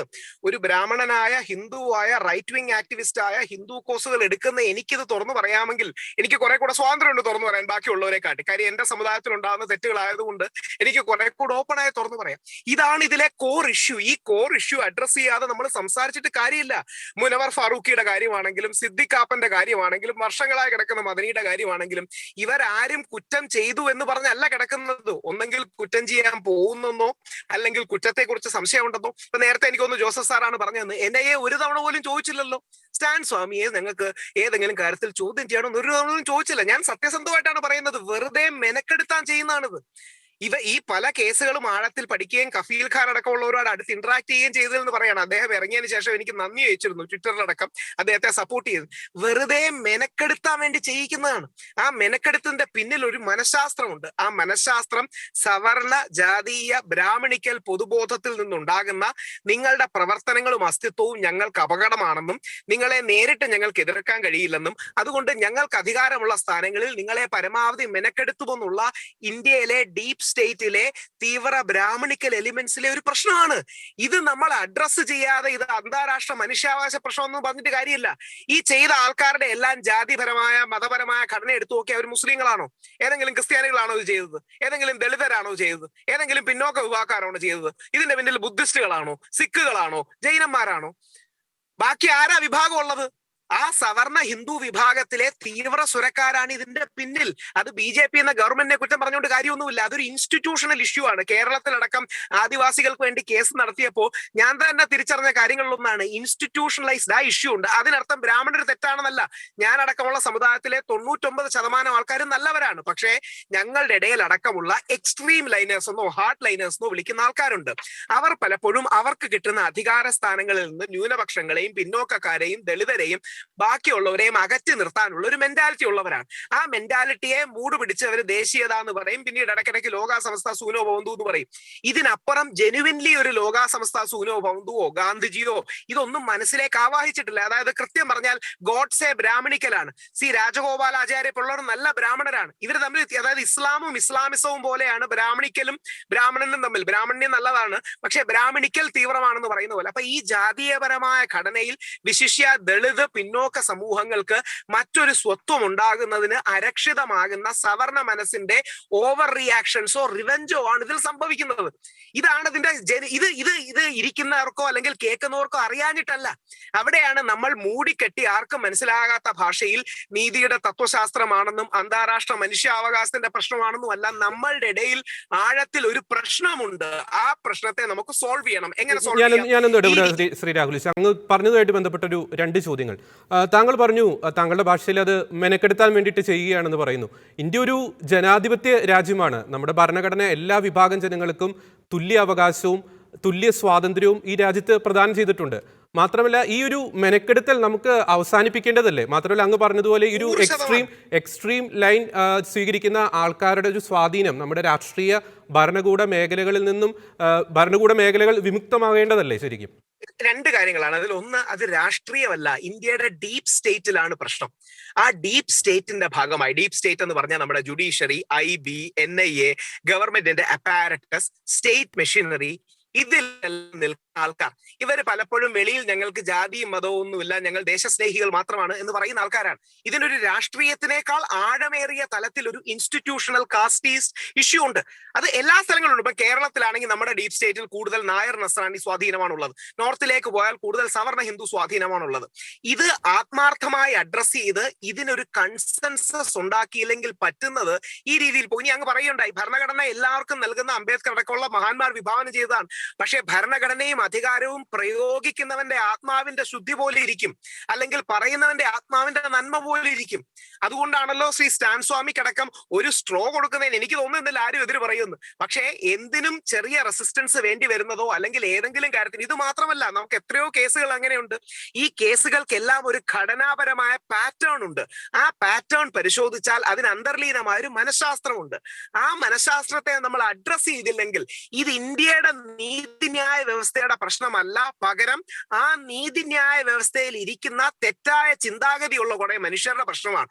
അധികാര സ്ഥാനങ്ങളിലേക്ക് അവരെത്തുമ്പോൾ, അതായത് പൊളിറ്റിക്കൽ പവർ മാത്രമല്ല, ഡീപ് സ്റ്റേറ്റിലെ അധികാര സ്ഥാനങ്ങളിലേക്ക് എത്തുമ്പോൾ പലപ്പോഴും പവർ മിസ്യൂസ് ചെയ്യപ്പെടുകയാണ്. അതിന്റെ വലിയൊരു തെളിവാണ്, ഞാൻ പട്ടാളത്തെ വളരെ ആരാധിക്കുന്ന, എപ്പോഴും ക്യാമോഫ്ലാഷ് ഇടുന്ന വ്യക്തിയാണ്. പക്ഷെ നമ്മുടെ പട്ടാളത്തിൽ വർക്ക് ചെയ്യുന്ന ശ്രീ പ്രസാദ് പുരോഹിത് എന്ന് പറഞ്ഞ വ്യക്തി, അദ്ദേഹത്തെ ഇതേപോലെ അറസ്റ്റ് ചെയ്തതാണ്. അദ്ദേഹത്തിന്റെ NIA തന്നെ കൊടുത്ത ട്രാൻസ്ക്രിപ്റ്റുകൾ വായിച്ചാൽ അറിയാം, നേപ്പാളിലെ രാജാവിനോട് ചേർന്ന് ഇസ്രായേലിലെ മൊസാദിനോട് ചേർന്ന് ഇന്ത്യൻ ഭരണഘടനയെ അട്ടിമറിക്കണമെന്നൊക്കെ വിശ്വസിച്ചിരുന്ന ഒരുപാട് ഭ്രാന്തന്മാർ ഇതിനകത്തുണ്ട്, എക്സ്ട്രീം വിങ്ങേഴ്സ് ഉണ്ട്. അതുകൊണ്ട് ഇതിന്റെ പിന്നിൽ ഒരു മനഃശാസ്ത്രം വർക്ക് ചെയ്യുന്നുണ്ട്. അതിനെ ലഘൂകരിച്ച് അല്ലെങ്കിൽ അതിനെ സമവായം ഉണ്ടാക്കി അതിൽ പരസ്പര ഐക്യം ഉണ്ടാക്കണം. തീർച്ചയായും നേരത്തെ പറഞ്ഞ പോയിന്റ്സ് ഒക്കെ വളരെ കറക്റ്റ് ആണ്. നീതി കേൾക്കണം, കുറച്ചുകൂടെ ഫാസ്റ്റ് ആകണം. പക്ഷെ ഇതിന്റെ ആത്മാവിലെ പ്രശ്നം, ഇതിന്റെ ആത്മാവിലെ ക്യാൻസർ മറ്റൊന്നാണ്. അതിനെ അഡ്രസ് ചെയ്തില്ലെങ്കിൽ താത്വികമായി മാത്രം കണ്ടാൽ പ്രായോഗിക തലത്തിൽ മാറ്റങ്ങൾ ഉണ്ടാവാൻ ഒരുപക്ഷെ കാലതാമസം. തീർച്ചയായും താങ്കൾ പറഞ്ഞതുമായിട്ട് ബന്ധപ്പെട്ട് ഒരു ക്ലാരിറ്റി ആവശ്യമുണ്ട്. താങ്കൾ പറഞ്ഞു ഒരു ഡീപ് സ്റ്റേറ്റ് സംവിധാനം ഇവിടെ നിലവിലുണ്ട്, അല്ലെങ്കിൽ ഒരു എക്സ്ട്രീം ലൈൻ്റെ ഒരു സ്വാധീനം വരുന്നു. നമുക്കറിയാം, ഞാനൊരു രാഷ്ട്രീയ പാർട്ടിയും കുറ്റപ്പെടുത്തുകയല്ല. നമുക്കറിയാം 2014 മുമ്പും ഇത്തരം സംവിധാനങ്ങൾ നമ്മുടെ രാജ്യത്ത് നിലവിലുണ്ടായിരുന്നു. പക്ഷേ 2014 ശേഷമാണ് ഇത്തരം ആൾക്കൂട്ട കൊലപാതകങ്ങൾ അല്ലെങ്കിൽ മനുഷ്യാവകാശ ലംഘനങ്ങൾ കൂടി വരുന്നു എന്നുള്ളൊരു ശക്തമായൊരു ആരോപണം നമ്മുടെ സമൂഹത്തിൽ നിലനിൽക്കുന്നുണ്ട്. അതേപ്പറ്റി താങ്കൾക്ക് എന്താണ് പറയാനുള്ളത്? സത്യസന്ധമായി പറയട്ടെ, അങ്ങനെ നമ്മുടെ ഭഗൽപൂരിലെ മാസാക്കർ, കോളിഫ്ലവർ കില്ലിംഗ് എന്ന് വിളിക്കുന്ന കാര്യം, അത് അന്നിരുന്ന ഭരണകൂടം ഏതായിരുന്നു? അവിടെയാണ് ഈ ഡീപ് സ്റ്റേറ്റിന്റെ പ്രശ്നം എന്ന് പറഞ്ഞാൽ പൊളിറ്റിക്സിനപ്പുറമാണ്. ഡീപ് സ്റ്റേറ്റ് എന്ന പ്രയോഗം ഉണ്ടാകുന്ന ടർക്കിയിൽ നിന്നാണ്. അതായത് അതിനു മുമ്പ് നമ്മുടെ സിഖ് കലാപങ്ങൾ എടുത്താൽ എന്താ പറ്റുക എന്ന് പറഞ്ഞാൽ കുറച്ചുകൂടെ ഒരൊറ്റ വരിയിൽ പറയാം, എന്നാലേ അതിന്റെ കൃത്യമായി മനസ്സിലാവും. അതായത് നമ്മുടെ ക്രിസ്ത്യൻ സഹോദരങ്ങൾക്ക് ഞായറാഴ്ചയും മുസ്ലിം സഹോദരങ്ങൾക്ക് വെള്ളിയാഴ്ചയും എന്ന പോലെ ഞങ്ങളുടെ ഹിന്ദു സമൂഹത്തിന് ശനിയാഴ്ച സത്സംഗങ്ങളോ ഒത്തുചേരലോ ഒത്തുകൂടലോ ഒന്നുമില്ല. അതുകൊണ്ട് ഞങ്ങളുടെ തീവ്രസ്വരക്കാർക്ക് എപ്പോഴും ഒരു ശത്രുവിനെ വേണം, ഒരു അപരനെ വേണം. ക്രിയേഷൻ ഓഫ് അതർ എന്ന് സോഷ്യോളജിയിൽ പറയുന്ന കാര്യം. അപ്പോൾ എപ്പോഴും ഒരു ശത്രു അപരനുണ്ടാകും. നാളെ സ്റ്റാൻ സ്വാമി വന്നാൽ കണ്ടോ, ഇവനെല്ലാം നമ്മളെ കൺവേർട്ട് ചെയ്യാൻ കൊണ്ടുപോകണമെന്ന് പറയും. നാളെ ഏതെങ്കിലും മുസ്ലിം വന്നാൽ അവരെല്ലാം ജിഹാദികളാണെന്ന് പറയും. കേട്ടോ, കഫീൽ ഖാനെ പോലെ രാജസ്നേഹിയായ നല്ലവനായ വ്യക്തി അവൻ ജിഹാദിയാണെന്ന് പറയും. അല്ലെങ്കിൽ വേറൊരാൾ വന്നാൽ മാവോയിസ്റ്റ് ആണെന്ന് പറയും. എപ്പോഴും ഒരു അപരത്വ നിർമ്മാണം അല്ലെങ്കിൽ ശത്രുതാ നിർമ്മാണത്തിന്റെ മനസ്സുണ്ട്. അതിന് ഒരു പാർട്ടിയുടെ പ്രശ്നമൊന്നുമല്ല, ഇന്നും ഇന്നലെയല്ല, നൂറ്റാണ്ടുകളായുള്ള ഒരു പ്രശ്നമാണ്. അത് ഹിന്ദു സൈക്കിയുടെ ആത്മാവിനുള്ളിലെ പ്രശ്നമാണ്. പലപ്പോഴും നമ്മുടെ ക്രിസ്ത്യൻ സഹോദരങ്ങൾ അവരുടെ നന്മയും മര്യാദയും കൊണ്ട് പേരെടുത്ത് ഈ വിഷയങ്ങൾ പറയുന്നില്ല എന്നേ ഉള്ളൂ. പക്ഷേ ഇത് ഞങ്ങളുടെ ഉള്ളിലുണ്ട് എന്ന് തിരിച്ചറിയുന്ന ഒരു ഹിന്ദു സമൂഹത്തിന്റെ ആക്ടിവിസ്റ്റ് ആണ്. ഞാൻ തിരിച്ചു വരാം രാഹുൽ ഈശ്വർ. ശ്രീ അഡ്വക്കേറ്റ് വിനോദ് മാത്യു, നമുക്കറിയാം കേരള സമൂഹം മനുഷ്യാവകാശങ്ങൾക്ക് വേണ്ടി, സ്വാതന്ത്ര്യത്തിന് വേണ്ടി എക്കാലവും ശക്തമായി നിലകൊണ്ടിട്ടുള്ള ഒരു സമൂഹമാണ് കേരളത്തിൻ്റെത്. പക്ഷെ ഫാദർ സ്റ്റാൻ സ്വാമിയുടെ ഒരു വിഷയം നമ്മൾ എടുക്കുകയാണെങ്കിൽ, ഫാദർ സ്റ്റാൻ സ്വാമിയുടെ മരണത്തിന് ശേഷമാണ് നമ്മുടെ മുഖ്യധാര മാധ്യമങ്ങൾ പോലും ഇത്രത്തോളം വലിയൊരു കവറേജ് അതിന് കൊടുക്കുന്നത്. ഒക്ടോബറിൽ അദ്ദേഹം അറസ്റ്റ് ചെയ്യപ്പെടുന്നു, 2020 ഒക്ടോബറിൽ അറസ്റ്റ് ചെയ്യപ്പെടുന്നു. കേരള സമൂഹം വേണ്ട രീതിയിൽ ഈ ഒരു മനുഷ്യാവകാശ ലംഘനത്തോട് പ്രതികരിച്ചില്ല എന്നൊരു തോന്നൽ അങ്ങേക്കുണ്ടോ, ശ്രീ അഡ്വക്കേറ്റ് വിനോദ് മാത്യു? അല്ല, അതിനു മുമ്പ് എനിക്ക് മറ്റൊരു ചോദ്യത്തിന് ഉത്തരം പറയണം. ഇവിടെ നോബലച്ചൻ സംസാരിച്ചു വെച്ചത് എല്ലാവർക്കും അറിയാം, എല്ലാവരും പറയട്ടെ. അതായത് ഞാൻ ഇതൊന്നും പറയാൻ നിൽക്കുന്നില്ല, ആരെങ്കിലും ഒക്കെ പറയട്ടെ. എന്താ ഇത് പറയാൻ മടി? എന്താ ഇവിടെ രാഹുൽ ഈശ്വർ പറഞ്ഞു വെക്കുന്നത് സവർണ ബോധത്തിന്റെ വേറൊരു തലത്തിലോട്ടാണ് ചർച്ചയെ കൊണ്ടുപോകുന്നത്. അവർ പറയുന്നതിനകത്തൊക്കെ ശരിയുണ്ട്, പക്ഷെ കൊണ്ട് കെട്ടുന്ന എവിടെയാണ്? ഇത് ഭരണകൂട ഭീകരതയാണെന്ന് പറയാൻ എന്താ ഇത്ര മടി? ഞാൻ മറ്റൊരു നിയമപ്രശ്നം കൂടെ പറഞ്ഞുകൊണ്ട് ഞാൻ ആ വിഷയത്തിലേക്ക് വരാം. 124A നമ്മളിപ്പോൾ വലിയ ചർച്ച ചെയ്തു. ഈ 124A എന്ന് പറയുന്ന നിയമം എഴുതി ഉണ്ടാക്കിയത് ബ്രിട്ടീഷുകാരാണ്. ആ ബ്രിട്ടീഷുകാർ എന്തിനാണ് എഴുതി ഉണ്ടാക്കിയത്? ഭരണകൂടത്തിനെതിരെ ഉയർന്നു വരുന്ന എല്ലാ തരത്തിലുള്ള വിമർശനങ്ങളെ അടിച്ചമർത്തുന്നതിന് വേണ്ടിയാണ് 124A എന്ന് പറയുന്ന ഒരു വാൾ നമ്മുടെ തലയ്ക്ക് മുകളിൽ തൂക്കിയിട്ടിരിക്കുന്നത്. ഇത് ഏറ്റവും കൂടുതൽ ഇവിടെ പ്രയോഗിച്ചിട്ടുള്ളത് ആരാ? ഇന്ത്യ ഏറ്റവും കൂടുതൽ ഭരിച്ചിട്ടുള്ള കോൺഗ്രസ്സുകാരാണ്. നമുക്കറിയാം, കൂടംകുളം ആണവ നിലയ പദ്ധതി ബന്ധപ്പെട്ട 5000-ലധികം പേർക്കെതിരെയാണ് 124A FIR ഇട്ടത്. അപ്പം പ്രതിപക്ഷത്ത് വരുന്ന എല്ലാ രാഷ്ട്രീയ പാർട്ടികളും അതത് കാലഘട്ടങ്ങളിൽ പാർലമെന്റിൽ 124A അമെന്റ് ചെയ്യണം, അല്ലെ എടുത്ത് കളയണം എന്ന് പറയും. പക്ഷെ ഈ പ്രതിപക്ഷത്തുള്ള പാർട്ടി ഭരണപക്ഷത്ത് വരുമ്പോൾ അവരത് മാറ്റാറില്ല. കാര്യം എന്തിനാണ്? അവർക്ക് വിമർശനം ഇഷ്ടമല്ല. ഭരിക്കുന്നവർക്ക് വിമർശനം അവർക്ക് സഹിക്കാൻ കഴിയില്ല. ആ വിമർശത്തിന്റെ എക്സ്ട്രീമിസത്തിലേക്ക് പോകുമ്പോൾ അതിനെ ഒതുക്കാനുള്ള കരി നിയമങ്ങൾ ഇവിടെ ഉണ്ടാവും. അത്തരം ഒരു കരി നിയമത്തിന്റെ ഭാഗമാണ് UAPA. അതിന്റെ അമെന്റ്മെന്റ് 2019 വന്നു. നമുക്കറിയാം CRPC അനുസരിച്ച് ഒരാളെ അറസ്റ്റ് ചെയ്യണമെങ്കിൽ 41A നോട്ടീസ് കൊടുക്കണം. സ്വാഭാവികമായിട്ട് ഇപ്പോൾ നിങ്ങളെ പോലീസ് സ്റ്റേഷനിൽ വിളിക്കുമ്പോൾ അറസ്റ്റ് ചെയ്യണമെങ്കിൽ CRPC പറയും 41A. ഇതിനകത്ത് അങ്ങനെ ഒരു സാധ്യത പോലും ഇല്ല. ഇവിടെ നിങ്ങൾ ചർച്ച ചെയ്യുന്നു, നിങ്ങളുടെ ഷെക്കീന ടിവിയിൽ നിങ്ങൾ ചർച്ച ചെയ്യുന്നു, ഇവിടെ ഞാൻ സംസാരിക്കുന്നു, നോബിളച്ചൻ സംസാരിക്കുന്നു, രാഹുൽ സംസാരിക്കുന്നു. ഭരണകൂട ഭീകരതയെ പറ്റി നിങ്ങൾ സംസാരിക്കുകയും ഇടപെടൽ നടത്തുകയും ചെയ്യാൻ നിങ്ങളുടെ സ്റ്റുഡിയോയിൽ നിങ്ങളെ പൊക്കിക്കൊണ്ടുപോകും. നിങ്ങൾക്കൊന്നും മിണ്ടാൻ കഴിയില്ല. നിങ്ങൾക്കെതിരെ ഒരു ഇത്തരത്തിലൊരു പ്രൈമാ ഫേസി ഒരു കേസ്, ഇവിടെ തെളിവിനെ പറ്റി പറയുന്നു. അച്ഛൻ പറഞ്ഞതൊക്കെ ഞാൻ ഇങ്ങനെ വലിയ വിഷമത്തോടെ കേട്ടോട്ടെ. തെളിവൊന്നും വേണ്ട അച്ഛാ. തെളിവൊക്കെ എവിഡൻസിന്റെ സ്റ്റേജിൽ ട്രയലൊക്കെ കഴിയുമ്പോഴാണ് തെളിവൊക്കെ കോടതി വരുന്നത്. ബെയിൽ കൊടുക്കുന്നതും അല്ലെങ്കിൽ അതിന്റെ പ്രാഥമിക സ്ഥാനവും തെളിവൊന്നും നോക്കിയിട്ടുള്ള ആരോപണങ്ങൾ, പ്രോസിക്യൂഷന്റെ ആരോപണങ്ങൾ മാത്രമേ മുഖവിലക്കെടുത്തുള്ളൂ. അത്തരം ഒരു സാഹചര്യത്തിൽ ഇത്തരത്തിലുള്ള കരിനിയമങ്ങൾ ഇട്ട് കഴിഞ്ഞാൽ ജഡ്ജിക്ക് ജാമ്യം കൊടുക്കാൻ കഴിയില്ല. ബാറാണ്. ഇപ്പൊ അദ്ദേഹം സുപ്രീം അവിടെ ഫയൽ ചെയ്തിട്ടുള്ള ഒരു പെറ്റീഷനിൽ അദ്ദേഹം 43(d)യിലെ ഈ UAPA ആക്ടുമായി ബന്ധപ്പെട്ട പെറ്റീഷനാണ് ഫയൽ ചെയ്തത്. അദ്ദേഹം അത് പറഞ്ഞിരിക്കുക ആ ആക്ട് ഇങ്ങനെയാണ്: no person accused of an offence punishable under chapter 4 punishment for terrorist activities and chapter 6 forfeiture of proceedings of terrorism for any property intended to be used for terrorism. അപ്പോൾ ഈ 41A bar വെച്ചിട്ടുള്ള ഒരു നിയമപ്രകാരം അച്ഛനെ കസ്റ്റഡിയിൽ എടുക്കുന്നു, ആരോപിച്ചിട്ട് പറയുകയാണ് ഇങ്ങനെയാണ്. ഇവിടെ രാഹുൽ പറഞ്ഞത് കറക്റ്റാണ്. ഒറ്റത്തവണ പോലും ഇദ്ദേഹത്തെ കസ്റ്റഡിയിൽ ചോദ്യം ചെയ്യാൻ NIA-ക്ക് ഇദ്ദേഹത്തെ ആവശ്യമില്ല. അപ്പൊ ഇത്തരത്തിലുള്ള ഒരു കരി നിയമം ഭരണകൂടം തുടരുന്നത് എന്തിനാണ്? ആരെ അടിച്ചമർത്താൻ വേണ്ടിയാണ്? ആരുടെ ശബ്ദത്തെ ഇല്ലായ്മ ചെയ്യാൻ വേണ്ടിയാണ് എന്നുള്ളതാണ് ചോദ്യം. അപ്പൊ അങ്ങനെ പറഞ്ഞു വരുമ്പോൾ ഇത് ഭരണകൂട ഭീകരതയാണെന്ന് പറയേണ്ടി വരും. അല്ലാതെ ഇതെന്ന് പറയുന്നത് സവർണ ബ്രാഹ്മണിക്കൽ അവിടുത്തെ ഡീപ് സ്റ്റേറ്റ് എന്നൊക്കെ പറഞ്ഞ് ചുമ്മാ ചർച്ച ഇങ്ങനെ വഴിതിരിക്കുന്നല്ലാതെ അതിന്റെ അപ്പുറത്തേക്ക് ഒരു പ്രസക്തിയുമില്ല. പിന്നെ അച്ഛനോട് തുറന്നു പറയാൻ എന്താ പേടി? എന്താണ് പറയണം? സ്റ്റാൻ സ്വാമിക്ക് വേണ്ടി എവിടെയാണ് സംസാരിച്ചത്? ഞാനൊരു ക്രിസ്ത്യൻ സമുദായത്തിൽപ്പെട്ട ആളാ. എന്റെ വളരെ അടുത്ത സുഹൃത്ത് ഇന്നലെ എന്നെ വിളിച്ചു പറഞ്ഞത്, പള്ളിയിൽ ഇന്ന് അദ്ദേഹം സംസാരിച്ചു പറഞ്ഞു, സ്റ്റാൻ സ്വാമി എന്ന് പറയുന്ന ഒരു ജസ്യൂട്ട് വൈദികൻ മരണപ്പെട്ടു എന്ന് അറിയുന്നത് പോലും ഇന്നലെയാണ്. ഏത് സഭയാ സംസാരിച്ചത്? ഒരാളും ഇതിനെപ്പറ്റി കാര്യമായി സംസാരിച്ചില്ല. ഒരു തരത്തിലുള്ള പൊതുബോധത്തെ സൃഷ്ടിക്കാൻ പറ്റിയിട്ടില്ല. കേരളത്തിലൊന്നും ചർച്ച ഉണ്ടായിട്ടില്ല. ഇന്നലെ മരിച്ചപ്പോ സ്റ്റാൻ സ്വാമി വലിയ മഹത്വമുള്ള ആളായി, സ്റ്റാൻ സ്വാമിക്ക് വേണ്ടി മനുഷ്യാവകാശം പറഞ്ഞു. അതിന്റെ അപ്പുറത്തേക്ക് ഈ വിഷയമൊന്നും ആരും ചർച്ച ചെയ്തിട്ട് പോലുമില്ല. ഇതൊക്കെ സത്യസന്ധമായ കാര്യമല്ലേ? അതിനിവിടെ നമ്മൾ ഈ ചർച്ച ഈ വേദിയിൽ നിന്നിട്ട് പിന്നെ കേരളത്തിൽ ചർച്ച ചെയ്തു, ഇത് മൊത്തം പ്രശ്നമാണെന്ന് പറഞ്ഞ കാര്യമില്ല. ആരും ഏറ്റെടുത്തിട്ടില്ല. ഞാൻ ആ തുടക്കത്തിൽ പറഞ്ഞതുകൊണ്ടാണ്. സ്റ്റെയിൻ സ്വാമി എന്ന് പറയുന്ന ഒരാൾ മാത്രമല്ല, ഇതേ കേസിൽ അകത്താക്കി ഒരുപാട് മനുഷ്യരെ അണ്ടർ ട്രയൽ പ്രിസണേഴ്സായിട്ട് കിടപ്പുണ്ട്. അവരും നാളെ മരിക്കും, അവരും നാളെ കൊല്ലപ്പെടും. അതും നമ്മൾ കണ്ടോണ്ടിരിക്കണം. ഈ ചർച്ച 2 ദിവസം കഴിയും. ഇതിന്റെ പുറത്ത് മറ്റൊരു വിഷയം വേണ്ടി ഇത് തീർന്നു. അതിന്റെ അപ്പുറത്തേക്ക് ഈ ഭരണകൂട സംവിധാനത്തെ വെല്ലുവിളിക്കാൻ, അതിനെ മാറ്റിയെടുക്കാനുള്ള ശ്രമവും ചർച്ചകളുമാണ് ഉണ്ടാവേണ്ടത്. അല്ല സ്റ്റൈൻ സ്വാമി, ഞാൻ പറയുന്നു സ്റ്റൈൻ സ്വാമി ഒരു രക്തസാക്ഷിയാണ്. ഇത്തരത്തിലുള്ള ഭരണകൂട ഭീകര രക്തസാക്ഷിയാണ്. ആ ചുടുനിണത്തിൽ നിന്ന് വലിയ ചിന്തകൾ ഉയരട്ടെ എന്നാണ് എന്റെ ആഗ്രഹം. തീർച്ചയായും. Shri Joseph MB IAS, Shri advocate Vinod Mathew പറഞ്ഞതുപോലെ പലപ്പോഴും ഭരണകൂടത്തെ വിമർശിക്കുന്നവരെ അവരെ നിശബ്ദരാക്കുവാൻ വേണ്ടി ഉപയോഗിക്കുന്ന പല നിയമങ്ങളും നമ്മുടെ രാജ്യത്ത് നിലവിലുണ്ട്. ശരിക്കും കാലോചിതമായി ഇത്തരം നിയമങ്ങളുടെ ഒരു പൊളിച്ചെഴുത്തൽ ആവശ്യമാണെന്ന് താങ്കൾക്ക് തോന്നുന്നുണ്ടോ? തീർച്ചയായിട്ടും ഒരുപാട് നിയമങ്ങളുണ്ട്. There's a multiplicity of laws. They overlap, they contradict. നിയമങ്ങള് നമ്മളെ ഇവിടെ ഇരുന്ന് കഴിഞ്ഞപ്പോ 24 മണിക്കൂറിനകം നിങ്ങളും ഞാനും എന്തുമാത്രം നിയമങ്ങള് ലംഘിച്ചിട്ടുണ്ടെന്ന് ഒരു പട്ടിക തയ്യാറാക്കിയാൽ നമ്മൾ തന്നെ ആശ്ചര്യപ്പെട്ടു പോകും. വെറുതെ വീട്ടിലിരിക്കുന്ന മനുഷ്യര് നിയമങ്ങൾ ലംഘിക്കുകയാണ്. അത്രമാത്രം നിയമങ്ങളും അതിനകത്ത് വകുപ്പിന്റെ കീഴിൽ വകുപ്പും ഉള്ളതാണ്. അതുകൊണ്ട് നിയമങ്ങള് റാഷണലൈസ് ചെയ്യണം. ആ റാഷണലൈസേഷൻ വളരെ അത്യാവശ്യമാണ്. 100-200 വർഷം പഴക്കമുള്ള ഒരു നിയമം നാളെ എടുത്തിട്ട് നിങ്ങളെയും എന്നെ ഉപദ്രവിക്കാം ഒരു ഉദ്യോഗസ്ഥന്. അതുകൊണ്ട് നിയമങ്ങൾക്ക് കൂടി എന്റെ അഭിപ്രായം, ഞാൻ പണ്ട് പറഞ്ഞൊരു കാര്യമാണ്, നിയമങ്ങൾക്ക് കാലാവധി വേണം. 50 വർഷത്തിനുള്ളിൽ ആ നിയമം വീണ്ടും പാർലമെന്റിൽ ചെന്ന് പുതുക്കിയില്ലെങ്കിൽ ആ നിയമം സ്വമേധയായിട്ട് ഇല്ലാതെയായി എന്നുള്ള ഒരു നിയമം കൊണ്ടുവരണം. അല്ലാതെ ഈ 100 ബ്രിട്ടീഷുകാരും അതിനു മുമ്പിലത്തെ കാലത്തൊക്കെ ഉണ്ടാക്കിയ നിയമം ഇന്നും ഇന്ത്യയിലെ പ്രാബല്യത്തിലാണ്. അതുകൊണ്ട് തീർച്ചയായിട്ടും അതിന് റാഷണലൈസ് ചെയ്യേണ്ട വളരെ അത്യാവശ്യമാണ്. ഇതെങ്കിലും അതിനൊരു അവസരമാകട്ടെ എന്ന് ആദ്യം പറയട്ടെ. 2, ഞാൻ പഠിച്ചത്, എന്റെ കൗമാരപ്രായം മുഴുവൻ ചെന്നൈയിലായിരുന്നു, അന്നത്തെ മദ്രാസില്. ഞാൻ താമസിച്ചത് മാമ്പലത്തായിരുന്നു. ബ്രാഹ്മണരുടെ കേന്ദ്രമാണ്. എന്റെ സ്കൂളിലത്തെ ഞാൻ മാത്രമേ ക്രിസ്ത്യാനി ഉണ്ടായിരുന്നുള്ളൂ. ഒരു മൈനോറിറ്റി വിഭാഗത്തിൽപ്പെട്ട് ഞാൻ മാത്രമേ ഉണ്ടായിരുന്നുള്ളൂ. എന്റെ കൂട്ടുകാരെല്ലാവരും ബ്രാഹ്മണരായിരുന്നു.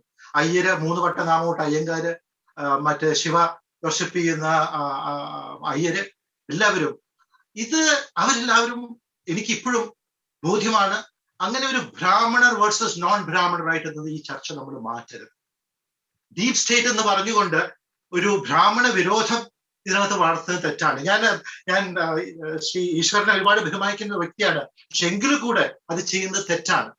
ഇത് അവിടെ ഒരു ഡീപ് സ്റ്റേറ്റ് എന്ന് പറയുമ്പോൾ അത് ബ്രാഹ്മണർ മാത്രമല്ല, അവിടെ നമ്മൾ കാണേണ്ടത് നമ്മളെ പോലെ മധ്യവർഗക്കാർ, മിഡിൽ ക്ലാസ്, അത് ഏത് ജാതിയിലാകട്ടെ ഏത് മതത്തിലാകട്ടെ, അത് പട്ടിക ജാതിയിൽപ്പെട്ടവരും പട്ടിക വർഗത്തിൽപ്പെട്ടവരും അവര് ഉന്നമനപ്പെട്ടാല് ഈ മിഡിൽ ക്ലാസ്സിൽ പെട്ട് പിന്നെ ഈ നമ്മുടെ ഒരു 3ാം ക്ലാസ് കമ്പാർട്ട്മെന്റ് പണ്ടത്തെ അൺറിസർവ്ഡ് കമ്പാർട്ട്മെന്റ് പോലെ ഞാൻ കയറിപ്പറ്റി ഇനി ആരും കയറണ്ട എന്നുള്ളൊരു മനോഭാവമാണ്. അതിന് ജാതിയില്ല, മതമില്ല. ബ്രാഹ്മണരും അല്ല, ക്രിസ്ത്യാനികളും സുറിയാനി ക്രിസ്ത്യാനികളും ദത്തീനും മുസൽമാനും എല്ലാവരും ഇതിനകത്ത് കുറ്റമുള്ളവരാണ്. നമുക്ക് ഒരു മിഡിൽ ക്ലാസ് മെന്റാലിറ്റിയാണ്. പാവപ്പെട്ടവര്, പാർശ്വവൽക്കരിക്കപ്പെട്ടവര്, പ്രത്യേകിച്ച് ഷെഡ്യൂൾഡ് കാസ്റ്റ്, ഷെഡ്യൂൾഡ് ട്രൈബൽ പെട്ടവരൊക്കെ നമുക്ക് വേണ്ടി വേല ചെയ്യാനും നമുക്ക് വേണ്ടി നമ്മുടെ വീട് വൃത്തിയാക്കാനും നമ്മുടെ വയലുകളിൽ ജോലി ചെയ്യാനും അവരുടെ കുട്ടികള് സ്കൂളിൽ പോകേണ്ട, അവരുടെ കുട്ടികള് തൊഴിൽ ചെയ്ത് നമുക്ക് വേണ്ടി ജീവിക്കേണ്ടവരാണെന്നുള്ള ഒരു ബോധം നമ്മുടെയൊക്കെ മനസ്സിലുണ്ട്. അതിനകത്ത് ജാതിയില്ല, മതമില്ല എന്ന് ഞാൻ ആദ്യം പറയട്ടെ. 2 കാര്യം നേരത്തെ ഇവിടെ നമ്മൾ ചർച്ച ചെയ്ത ഒരു കാര്യം, കത്തോലിക്ക സഭ എന്തുകൊണ്ട് ഇതിനകത്ത് സംസാരിച്ചില്ല എന്നുള്ളൊരു ചോദ്യം. ആ ചോദ്യം അപ്രസക്തമാണ്. ഒരു മതവിഭാഗമാണോ ഒരു അച്ഛനാണെങ്കിൽ പോലും ഒരു ക്രിസ്ത്യാനികൾ മാത്രമാണോ പ്രതിരോധിക്കേണ്ടത്? തെറ്റാണത്. ആ ചിന്ത തന്നെ തെറ്റാണ്. കത്തോലിക്ക സഭ ഇതിനകത്ത് ഇടപെടാൻ പാടില്ലായിരുന്നു എന്നാണ് ഞാൻ പറയുന്നത്. ഇത് കത്തോലിക്ക സഭയുടെ കാര്യമല്ല, ഇത് നിങ്ങളുടെയും എന്റെയും ഹിന്ദുവിന്റെയും മുസ്ലിമിന്റെയും എല്ലാവരുടെ കാര്യമാണ്. കത്തോലിക്ക സഭ ചെയ്തില്ല എന്ന് പറഞ്ഞത് നല്ലതാണ്. അവർക്ക് അത് ചെയ്തിരുന്നെങ്കിൽ കുറ്റം വേറെയായിരിക്കും. അതിന് കുറ്റം ഇത് കത്തോലിക്കരാണ്, അതുകൊണ്ട് കത്തോലിക്ക സഭ ഇടപെടുന്നു എന്നുള്ളതായിരിക്കും ആരോപണം വരുന്നത്. ഇതൊരു മനുഷ്യത്വത്തിന്റെ ഒരു പ്രശ്നമാണ്. രാജീവ് സർദാശായ് പോലത്തെയുള്ളവർ ഒരുപാട് കാര്യമായിട്ട് ഇതിനകത്ത് പറഞ്ഞിട്ടുണ്ട്. അദ്ദേഹം കത്തോലിക്കനാണല്ലോ. അതുകൊണ്ട് കത്തോലിക്ക സഭ ഇടപെട്ടില്ല എന്ന് പറഞ്ഞത് ഒരു കുറ്റമായിട്ട്, ഇടപെട്ടിട്ടുണ്ടെങ്കിൽ നല്ലത്, പക്ഷെ ഇടപെട്ടിട്ടില്ലെങ്കിൽ അതൊരു കുറ്റമായിട്ട് നമ്മൾ കാണരുത്. അത് ഒരു നല്ല ഒരു കാൽവെപ്പായിട്ട് ഞാൻ കാണുന്നുള്ളൂ. ഒരു കാര്യം കൂടി ഞാൻ പറഞ്ഞോട്ടെ, ആരാണ് ഇതിന് ഉത്തരവാദിത്വം എന്ന് ചോദിച്ചു. ഇതിന്റെ ഉത്തരവാദിത്യം ഒരു വ്യക്തിയെയോ NIA പോലത്തെ ഒരു സ്ഥാപനത്തിനെയോ നമുക്ക് പറഞ്ഞ് വഴിമാറാൻ സാധിക്കില്ല. ഇത് കഴിഞ്ഞ കുറെ വർഷങ്ങളായിട്ട് നമ്മുടെ രാഷ്ട്രത്തില് വളരെ ബോധപൂർവം, ടർക്കിയെ പറ്റി ഇവിടെ സൂചിപ്പിച്ചു, ടർക്കിയിലെ ഇസ്ലാം ആണെങ്കിൽ നമ്മുടെ രാജ്യത്ത് വളരെ ബോധപൂർവം രാഷ്ട്രീയപരമായിട്ടും സാമൂഹ്യപരമായിട്ടും നമ്മുടെ ചിന്തകളെ, നമ്മുടെ ഓരോരുത്തരുടെയും ചിന്തകളില് മാറ്റങ്ങൾ വരുത്തി മതക്കാര്, അന്യജാതിക്കാര്, അത് ഇസ്ലാം ആകട്ടെ, ഹിന്ദു ആകട്ടെ, ക്രിസ്ത്യാനി ആകട്ടെ, എന്തു ആകട്ടെ, അവരെ വിദ്വേഷത്തോടു കൂടെ കാണാൻ ഉള്ള ഒരു വളരെ കരുതിക്കൂട്ടിയ ഒരു നീക്കം കഴിഞ്ഞ ഏതാനും വർഷങ്ങളായി, അത് കുറെ വർഷമായിട്ടതാണ്, പക്ഷെ കഴിഞ്ഞ ഏതാനും വർഷമായിട്ട് അതിന് കൂടുതൽ ശക്തി പ്രാപിച്ചിട്ടുണ്ട് ഭരണമാറ്റങ്ങളിൽ കൂടെ. അതിനെയാണ് നമ്മൾ എതിർക്കേണ്ടത്. ഇപ്പോഴാണ് നമ്മൾ മഹാത്മാഗാന്ധിയെ ഓർക്കേണ്ടത്. തെറ്റായ നിയമങ്ങള് നമ്മള് അത് എതിർക്കേണ്ടത് നമ്മുടെ ഓരോരുത്തരുടെയും കർത്തവ്യമാണ്. അഹിംസയിൽ കൂടെ എതിർക്കേണ്ടത് നമ്മുടെ കർത്തവ്യമാണ്. അത് നമ്മള് നിശബ്ദതയിൽ നമ്മൾ അതുകൊണ്ട് അതിനെ നിശബ്ദ സൈലൻസ് എസെന്റ്, മിണ്ടാതിരുന്നാലേ നമ്മളതിനെ സംബന്ധിക്കുന്നു എന്നുള്ളതാണ്. ഇവിടെ ശബ്ദമുയർത്തി തന്നെ ഇതിന് മുന്നോട്ട് പോകാൻ സാധിക്കുള്ളൂ. ഇവിടെ നിയമങ്ങൾ ഒരുപാടുണ്ട്, തെറ്റായ നിയമം. നേരത്തെ വക്കീല് പറഞ്ഞതുപോലെ CRPC-യിലൊക്കെ ഒരു അറസ്റ്റ് നടത്തണമെങ്കിൽ വളരെ ബുദ്ധിമുട്ടാണ്.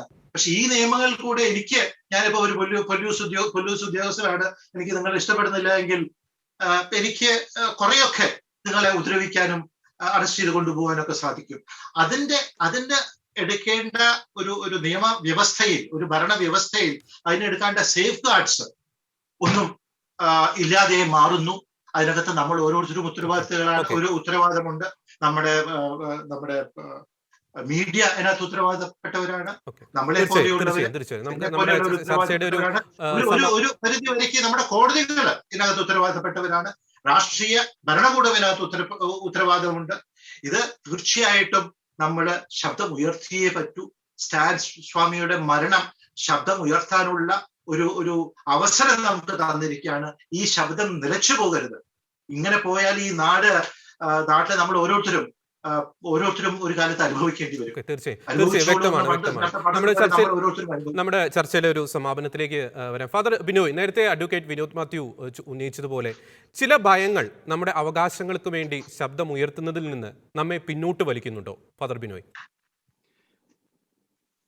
ഭരണകൂടത്തെ ഭയപ്പെട്ടിരുന്നെങ്കിൽ ഫാദർ സ്റ്റാൻ സ്വാമി ജയിലിലാകില്ലായിരുന്നു.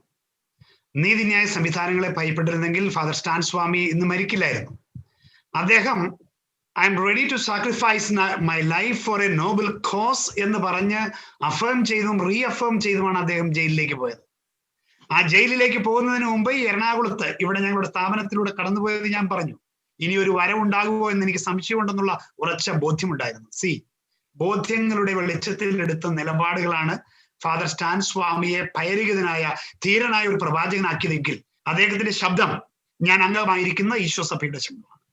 അദ്ദേഹത്തിന്റെ ശബ്ദം ഞാൻ ബിലോങ് ചെയ്യുന്ന ഞങ്ങൾ അംഗമായിരിക്കുന്ന കത്തോലിക്ക സഭയുടെ ശബ്ദമാണ്. അതുകൊണ്ട് ഇതൊരു കേവലം ഒരു ഭയത്തിന്റെ അല്ലെങ്കിൽ അത്തരത്തിലുള്ള ലേബലിന്റെയോ ചാപ്പകുത്തിന്റെയോ ഒരു പ്രശ്നമായിട്ട് ഞാൻ കാണുന്നില്ല. നേരെ മറിച്ച് ഞാൻ പറയട്ടെ, നമ്മുടെ ചർച്ച വാട്ട് നെക്സ്റ്റ് എന്നുള്ളതിലേക്കാണ് വരേണ്ടത്. ഇന്ന് പ്രൊവിൻഷ്യൽ ഓഫ് സൗത്ത് ഏഷ്യ, അതായത് ജെസ്യൂട്ട് കോൺഫറൻസ് ഓഫ് സൗത്ത് ഏഷ്യയുടെ പ്രസിഡന്റ് അയച്ച കത്തിൽ സ്റ്റാൻ സ്വാമിയുടെ മരണം ഇന്നും കർമ്മ മേഖലകളിൽ വ്യാപൃതരായിരിക്കുന്ന ജെസ്യൂട്ട് സഹോദരങ്ങൾക്ക് കൂടുതൽ ഊർജവും ഉന്മേഷവും പകരണമെന്നാണ് പറഞ്ഞത്. പേടിച്ച് പിന്നോട്ട് പോകണമെന്നല്ല പറഞ്ഞത്. ഇന്ന് നൂറുകണക്കിന് ജെസ്യൂട്ട്സ് ഉത്തരേന്ത്യയിലെ അല്ലെങ്കിൽ പലയിടങ്ങളിലെ ആദിവാസികളോടൊപ്പം മത്സ്യത്തൊഴിലാളികളോടൊപ്പം കേരളത്തിലും ഉണ്ടല്ലോ. പലയിടങ്ങളിലും ഞങ്ങൾ ജീവിതം സാക്രിഫൈസ് ചെയ്തിരിക്കുന്നത് ബോധ്യങ്ങളുടെ വെളിച്ചത്തിലാണ്. ഭയം അപ്രസക്തമാണ് ഞങ്ങളെ സംബന്ധിച്ചിടത്തോളം. അതുകൊണ്ട് ഈ പോരാട്ടം തുടരുക തന്നെ ചെയ്യും. ഞാൻ വിശ്വസിക്കുന്നത് ഈ സ്റ്റാൻ സ്വാമിയുടെ ഭീഷണി ദേശദ്രോഹ കുറ്റത്തിന്റെ പേരിൽ അത് ഇന്ന് ഒരു മരണത്തോടുകൂടി അവസാനിച്ചെങ്കിലും ഇത് നെഞ്ചിലേറ്റുന്ന ആയിരക്കണക്കിന് നൂറുകണക്കിന് ആയിരക്കണക്കിന് ആളുകൾ, പൊതുസമൂഹം, സാംസ്കാരിക നായകന്മാർ ഈ ഒരു യജ്ഞം മുൻപോട്ട് തുടരുമെന്നുള്ളതാണ്. രണ്ടാമത് മറ്റൊരു അപകടം ഞാൻ കണ്ടത് ഇവിടെ വീണ്ടും ഇത് എന്തുകൊണ്ട് സഭ ഏറ്റെടുത്തില്ല എന്ന് ചോദിക്കുമ്പോൾ സഭയ്ക്കൊരു സംവിധാനമുണ്ട്. ഞാൻ പറഞ്ഞല്ലോ, ഞാൻ ആയിരിക്കുന്ന ജെസ്യൂട്ട് സഭ ലോകത്തിലെ ഏറ്റവും വലിയ സഭയാണ്. ആഗോളതലത്തിൽ കൃത്യമായിട്ടുള്ള ഇടപെടലുകൾ നടത്തുന്നതിനുള്ള സംവിധാനങ്ങൾ ഞങ്ങൾ നടത്തി. പക്ഷെ ഭാരതത്തിന്റെ ഭരണകൂടത്തിന്റെ സംവിധാനങ്ങൾ, നിയമ സംവിധാനങ്ങളുടെ ഇൻഎഫിഷ്യൻസി അല്ലെങ്കിൽ അതിലെ അനീതിപരമായ ഇടപെടലുകൾ അതിനു മുൻപിൽ അത് പരാജയപ്പെട്ടെന്ന് തോന്നിയേക്കാം. പക്ഷേ ഞങ്ങൾ സമരം ചെയ്യുക തന്നെ ചെയ്തു. അത് ഒരിക്കലും മാറ്റിവെക്കാൻ പറ്റില്ല. അതുകൊണ്ട് കേവലം ഒരു സഭാ പ്രശ്നമായിട്ടും ഇതിനെ കാണരുതേ. മറ്റു പലരും സൂചിപ്പിച്ചത് തന്നെയാണ് ഞാൻ റിപ്പീറ്റ് ചെയ്യുന്നത്. ഇതൊരു മനുഷ്യാവകാശ പ്രശ്നമാണ്, മനുഷ്യത്വത്തിന്റെ പ്രശ്നമാണ്, ഭരണഘടനയുടെ അവകാശങ്ങളെ നേടിയെടുക്കേണ്ടതിന്റെ പ്രശ്നമാണ്. അതിന് എന്ത് ചെയ്യാം? നിയമപരമായി മുന്നോട്ട് പോകണം. ഇപ്പൊ കോടതി ഉത്തരവ് വന്നിട്ടുള്ളതാണ് ഏറ്റവും ലേറ്റസ്റ്റ് ന്യൂസ്. ഒരു മജിസ്റ്റീരിയൽ എൻക്വയറി നടത്തണം എന്നുള്ളത് തന്നെയാണ് ഏറ്റവും ഉത്തരവ്. അതനുസരിച്ച് ഞങ്ങൾ മുന്നോട്ട് പോകും. ഇത് സൗത്ത് ഏഷ്യൻ ജെസ്യൂട്ട് അസിസ്റ്റൻസിയുടെ സ്റ്റാൻഡാണ്. ഫാദർ സ്റ്റാൻ സ്വാമി അംഗമായിരിക്കുന്ന ജാംഷഡ്പൂർ പ്രോവിൻസിന്റെ സ്റ്റാൻഡാണ്. ജെസ്യൂട്ട് സഭയുടെ, കത്തോലിക്ക സഭയുടെ സ്റ്റാൻഡാണ്. നിയമപരമായി നീതിപരമായി മുൻപോട്ടുള്ള പ്രയാണത്തിൽ ഞങ്ങൾ പഠിപ്പിച്ച ഞങ്ങളോടൊപ്പമായിരിക്കുന്ന സഹപ്രവർത്തകർ അണിചേരുമെന്നുള്ള വലിയൊരു വിശ്വാസം ഞങ്ങൾക്കുണ്ട്. അതിന് ഫാദർ സ്റ്റാൻ സ്വാമിയുടെ മരണം വലിയൊരു ഉത്തേജകവും ഔഷധവും അല്ലെങ്കിൽ വീര്യവും പകർന്നേകുമെന്ന് ഞാൻ ഉറച്ചു വിശ്വസിക്കുന്നു. ധീരതയോടുകൂടി തന്നെ മുന്നോട്ട് പോകുമെന്നാണ് ഫാദർ ബിനോയ് പറയുന്നത്. ശ്രീ അഡ്വക്കേറ്റ് വിനോദ് മാത്യു, നമ്മൾ ഫാദർ സ്റ്റാൻ സ്വാമി നേരിട്ട കൊടിയ മനുഷ്യാവകാശ ലംഘനത്തിന്റെ കാര്യങ്ങൾ നമ്മൾ ചർച്ച ചെയ്തു. ഇത്തരമൊരു ദുരനുഭവം ഇന്ത്യയിലെ ഒരു വ്യക്തിക്കും വീണ്ടും ആവർത്തിക്കപ്പെടാതിരിക്കുവാൻ എന്തൊക്കെ മുൻകരുതലുകളാണ് നാം സ്വീകരിക്കേണ്ടത്? ചുരുങ്ങിയ വാക്കുകളിൽ. ഞാനത് സൂചിപ്പിച്ചു കഴിഞ്ഞു. ഇവിടെ അത് ഞാൻ വീണ്ടും ആവർത്തിക്കുന്നില്ല. ഇത്തരത്തിലുള്ള മുൻകരുതലുകൾ എത്ര സൂചിപ്പിച്ചാലും കൃത്യമായിട്ടുള്ള പ്രോപ്പഗൻഡയുണ്ട്, കൃത്യമായിട്ടുള്ള അജണ്ടയുണ്ട്. ആരെന്തൊക്കെ പറയണമെന്ന് നമുക്കറിയാലോ. നമ്മൾ എവിടെയൊക്കെ നിയന്ത്രിക്കപ്പെടുന്നത്, നമ്മുടെ വ്യക്തിത്വത്തെ, നമ്മുടെ അഭിപ്രായ സ്വാതന്ത്ര്യത്തെ എവിടെല്ലാം ഹനിക്കപ്പെടുന്നു, എവിടെല്ലാം മോണിറ്റർ ചെയ്യുന്നു എന്നുള്ളത് നിങ്ങൾ പകൽ പോലെ വ്യക്തമല്ല. എത്രയോ വിഷയങ്ങൾ 1 to 1 ആയിട്ട് ചൂണ്ടിക്കാണിക്കാൻ പറ്റും. ഞാൻ അതിലേക്കൊന്നും കടക്കുന്നില്ല. അപ്പൊ ഇത്തരത്തിലുള്ള ഒരു ഭരണകൂട സംവിധാനം ഇന്ത്യയിൽ നിലനിൽക്കുന്നിടത്തോളം കാലം ഇത്തരത്തിലുള്ള മനുഷ്യാവകാശ പ്രശ്നങ്ങൾ തുറന്നുകൊണ്ടേയിരിക്കും. ഇതിനെതിരെ നേരത്തെ സൂചിപ്പിച്ചതുപോലെ പരമാവധി പൊതുസമൂഹം ഉയരുക. ഒരുപക്ഷെ സ്റ്റാൻ സ്വാമിയുടെ മരണം നമ്മൾ കേരളത്തിൽ സോഷ്യൽ മീഡിയയിലൊക്കെ വലിയ തോതിൽ നമ്മൾ ചർച്ച ചെയ്യുന്നു. അതിന്റെ അപ്പുറത്തേക്ക് ചർച്ച പോയിട്ടുണ്ടോ അതുപോലെ എനിക്കറിയില്ല. ഞാൻ മാധ്യമങ്ങൾ വലിയ തോതിൽ ഇതിനെ ഏറ്റെടുത്തിട്ട് പോലും അതിനെ നേരത്തെ സൂചിപ്പിച്ച സഭയുടെ ഒരു കോൺഫ്ലിക്റ്റുമായിട്ടൊക്കെ ബന്ധപ്പെടുത്താൻ പല മാധ്യമങ്ങൾ ശ്രമിക്കുന്നത് പോലും, അല്ലെ മനുഷ്യാവകാശ പ്രശ്നത്തെ ഒന്നും അല്ല അഡ്രസ് ചെയ്യുന്നത് പോലും. അപ്പൊ ഇത്തരത്തിലുള്ള പ്രശ്നങ്ങൾ ഉണ്ടാവാതിരിക്കാനുള്ള ഏറ്റവും പ്രധാനപ്പെട്ട ആവശ്യം, കാരണം എന്ന് പറയുന്നത് നമ്മളുടെ ഏറ്റവും നിയമങ്ങൾ അത് ഒഴിവാക്കപ്പെടേണ്ട, ഇവിടെ MP ജോസഫ് സാർ സൂചിപ്പിച്ചതുപോലെ നൂറ്റാണ്ടുകൾക്ക് മുമ്പ് ഉണ്ടാക്കിയ നിയമമാണ്. ആ കാലഘട്ടത്തിനും ആ സാഹചര്യത്തിനും വേണ്ടി ഉണ്ടാക്കിയ നിയമം ആധുനിക ജനാധിപത്യ സംവിധാനം എന്ന് നമ്മൾ വലിയ തോതിൽ വെൽഫെയർ സ്റ്റേറ്റ് എന്നൊക്കെ പറയുന്ന രാജ്യത്ത് ഇപ്പോഴും ഞങ്ങളുടെ ചൂണ്ടക്കുളത്തിലാണ് നീ എന്ന് പറയുന്ന പഴയ ഗോത്ര അല്ലെങ്കിൽ പഴയ എന്താ പറയാ അത്തരം നിയമ സംവിധാനത്തിൽ നിർത്തി ഒരു മനുഷ്യനെ മുമ്പോട്ട് പോയാൽ സ്വാഭാവികമായും സ്റ്റാൻസാമി എന്താ ചെയ്ത് ആദിവാസികൾക്ക് വേണ്ടി സംസാരിച്ചു, അവർക്ക് വേണ്ടി ഇടപെട്ടു, വലിയ ഖരി കമ്പനികൾക്കെതിരെ. സമയക്കുറവുകൊണ്ടൊന്ന് ഇടപെടുകയാണ് ശ്രീ അഡ്വക്കേറ്റ് വിനോദ് മാത്യു. ശ്രീ രാഹുൽ ഈശ്വർ, ചുരുങ്ങിയ വാക്കുകളിൽ ഭരണകൂട ഭീകരതയുടെ ഇരയാണ് ഫാദർ സ്റ്റാൻ സ്വാമി എന്ന് താങ്കൾക്ക് അംഗീകരിക്കാൻ സാധിക്കുമോ? ഭരണകൂടം ഭീകരത എന്ന വാക്ക് വളരെ സ്ട്രോങ് ആണ്. ആൾക്കാർ പറയുന്നത് തെറ്റില്ല. പക്ഷെ ഭരണകൂടം എന്ന് പറഞ്ഞാൽ ഏത് ഭരണകൂടം? അവിടുത്തെ സ്റ്റേറ്റ് ഗവൺമെന്റ് ആണോ, സെൻട്രൽ ഗവൺമെന്റ് ആണോ, ഇൻസ്റ്റിറ്റ്യൂഷൻ ആണോ, കോടതിയാണോ, അല്ലെങ്കിൽ NIA ആണോ? ഇപ്പം ഭരണകൂടം എന്ന വാക്കിനെ ഏത് രീതിയിൽ വ്യാഖ്യാനിക്കുന്നതനുസരിച്ചിരിക്കും. പക്ഷെ നമ്മുടെ രാജ്യത്തിന്റെ പരാജയം തന്നെയാണ്.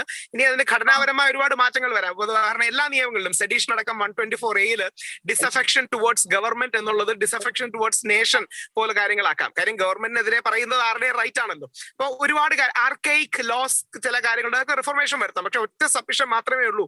അടിസ്ഥാനപരമായി നിയമവും ഭരണഘടനയും അത് അപ്ലൈ ചെയ്യുന്നവന്റെ മനസ്സിലെ നന്മയും ആത്മാവിന്റെ പരിശുദ്ധിയും കൂടി ഉൾക്കൊള്ളുന്നതാണ്.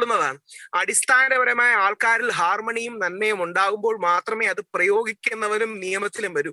ആ ആന്തരികമായ ഒരു ക്ലെൻസിങ്ങും നന്മയും വേണം. അത് മനഃശാസ്ത്രപരമായ ഒരു വിഷയമാണ്, ആത്മീയപരമായ ഒരു വിഷയമാണ്. അവിടെയാണ് ഒരുപക്ഷെ പള്ളിയിലച്ചന്മാർക്കാകട്ടെ, മൗലവിമാർക്കാകട്ടെ, പൂജാരിമാർക്കാകട്ടെ, ആത്മീയ ഗുരുക്കന്മാർക്കാകട്ടെ ആ മനസ്സ് നന്നാകുകയും ഇവരെല്ലാം ഇന്ത്യക്കാരും മനുഷ്യരും അല്ലെങ്കിൽ ദൈവത്തിന്റെ മക്കളുമാണെന്നുള്ള തിരിച്ചറിവിൽ നമ്മുടെ സിസ്റ്റവും ഡീപ് സ്റ്റേറ്റും സംവിധാനങ്ങളും എല്ലാം വന്നാൽ മാത്രമേ പരിഹാരമാകൂ. ആ ആന്തരിക നന്മ എന്ന മഹത്തരമായ ആശയം നമുക്ക് മുമ്പോട്ട് കൊണ്ടുവരാൻ കഴിയുകയാണെങ്കിൽ കുറെ കൂടെ കാര്യങ്ങളിൽ ചേഞ്ച് ഉണ്ടാകും. 100% പ്രായോഗികമല്ലെങ്കിൽ. ഓക്കെ, നമ്മുടെ ചർച്ചയിലെ സമാപനത്തിൽ ശ്രീ ജോസഫ് എംപി IAS, ഇത്തരം ദൗർഭാഗ്യകരമായ സംഭവങ്ങൾ ആവർത്തിക്കപ്പെടാതിരിക്കുവാൻ എന്തൊക്കെയാണ് നാം ചെയ്യേണ്ടത്? താങ്കൾക്ക് കൂട്ടിച്ചേർക്കാം. ഒന്നാമത് തന്നെ ഗവൺമെന്റിന് എതിരെയുള്ള ഒരു അഭിപ്രായം ഉണ്ടാകുന്നത് നിയമവിരുദ്ധമല്ല, ഭരണഘടന വിരുദ്ധമല്ല എന്ന് നമ്മൾ മനസ്സിലാക്കണം. ഇന്ന് പോയി നമ്മുടെ ഒരു സ്റ്റേജിൽ എത്തിയിരിക്കുകയാണ്. ഗവൺമെന്റിന് എതിരെ ഒരു അഭിപ്രായം പറഞ്ഞാല് അത് ദേശദ്രോഹ കുറ്റം എന്നുള്ള രീതിയിലേക്ക് പോയിരിക്കുകയാണ്. ഇത് എവിടെ കേൾക്കുന്നതാണ്? ജനാധിപത്യമല്ലേ? ഇത് റഷ്യയിലും സ്റ്റാലിന്റെ കാലത്ത് പോലും ഇല്ലാത്തൊരു കാര്യമാണ് ഇപ്പൊ ഇന്ത്യയിൽ വന്നിരിക്കുന്നത്. അതിനു വേണ്ടി നമ്മൾ ഒച്ച ഉയർത്തണം. പിന്നെ പാവപ്പെട്ടവരെ സഹായിക്കുന്നത്, പട്ടികജാതിക്കാരെ പട്ടികവർഗക്കാരെ സഹായിക്കുന്ന ഒരു കുറ്റമല്ല. അത് നമ്മുടെ എല്ലാ മതങ്ങളും നമ്മളെ ഉദ്ഘോഷിക്കുന്നതാണ്. മഹാത്മാഗാന്ധി ഉദ്ഘോഷിപ്പിക്കുന്നതാണ്. നമ്മുടെ ഭരണഘടന നമ്മളെ ഉത്ബോധിപ്പിക്കുന്നതാണ്. അത് ചെയ്യാനുള്ള അവസരങ്ങൾ നമുക്ക് ഉണ്ടാകണം. അത് അവരെ സഹായിക്കുന്നത് ഒരു ഒരു ഒരു മറ്റേ കൊരഗാവ് കേസുമായി ബന്ധപ്പെടുത്തിക്കൊണ്ട് മുന്നോട്ട് പോകുന്നത് ഒട്ടും ശരിയല്ല. അത് നമ്മുടെ എല്ലാവരുടെയും കർത്തവ്യമാണ്. പ്രത്യേകിച്ച് എല്ലാ മതങ്ങളിലും അത് പറയുന്നതാണ്. ഏറ്റവും അവസാനമായിട്ട് ഒരു കാര്യം കൂടി ഞാൻ പറയാൻ ആഗ്രഹിക്കുന്നത്, ഇത് ഒരു നല്ല കാൽവെപ്പിനുള്ള ഒരു അവസരമായിട്ട് നമ്മൾ കാണണം. എന്റെ അഭിപ്രായത്തില് സ്റ്റാൻ സ്വാമി ഒരു പുണ്യവാളനാണ്. തീർച്ചയായിട്ടും ആ ഒരു കത്തോലിക്ക സഭ അത് ആ ഒരു ദൗത്യം ഏറ്റെടുത്തുകൊണ്ട് അദ്ദേഹത്തിന്റെ ഒരു ഒരു പദവിയിലേക്ക് ഉയർത്താനുള്ള നടപടിക്രമങ്ങൾ എടുക്കുമെന്ന് ഞാൻ വിശ്വസിക്കുന്നു. കാരണം ഒരു അധപ്പതിച്ച സമൂഹത്തിനു വേണ്ടി സ്വന്തം ജീവൻ മുഴുവൻ ബലിയർപ്പിച്ച് അവസാനം ജയിലിൽ കിടന്ന് മരിക്കേണ്ടി വന്ന ഒരു പുണ്യവാളനാണ്. അത് അദ്ദേഹത്തിന്റെ ജീവിതം നമുക്കൊക്കെ ഒരു മാതൃകയാണ് എന്ന് മാത്രം പറഞ്ഞ് ഞാൻ അവസാനിക്കും. സഹനത്തിന്റെ തടവറയിൽ നിന്ന് മരണത്തിലൂടെ മോചനം തേടിയ രക്തസാക്ഷിയാണ് ഫാദർ സ്റ്റാൻ സ്വാമി. ഒരു രക്തസാക്ഷിയുടെയും ബലിദാനം വ്യർത്ഥാവിലാവില്ല എന്ന് ചരിത്രം നമുക്ക് സാക്ഷ്യം നൽകുന്നു. ഈ ചർച്ചയിൽ ക്രിയാത്മകമായി പങ്കെടുത്ത father Binoy, Shri Rahul Easwar, advocate Vinod Mathew, Shri Joseph MP IAS, 4 പേർക്കും നന്ദി.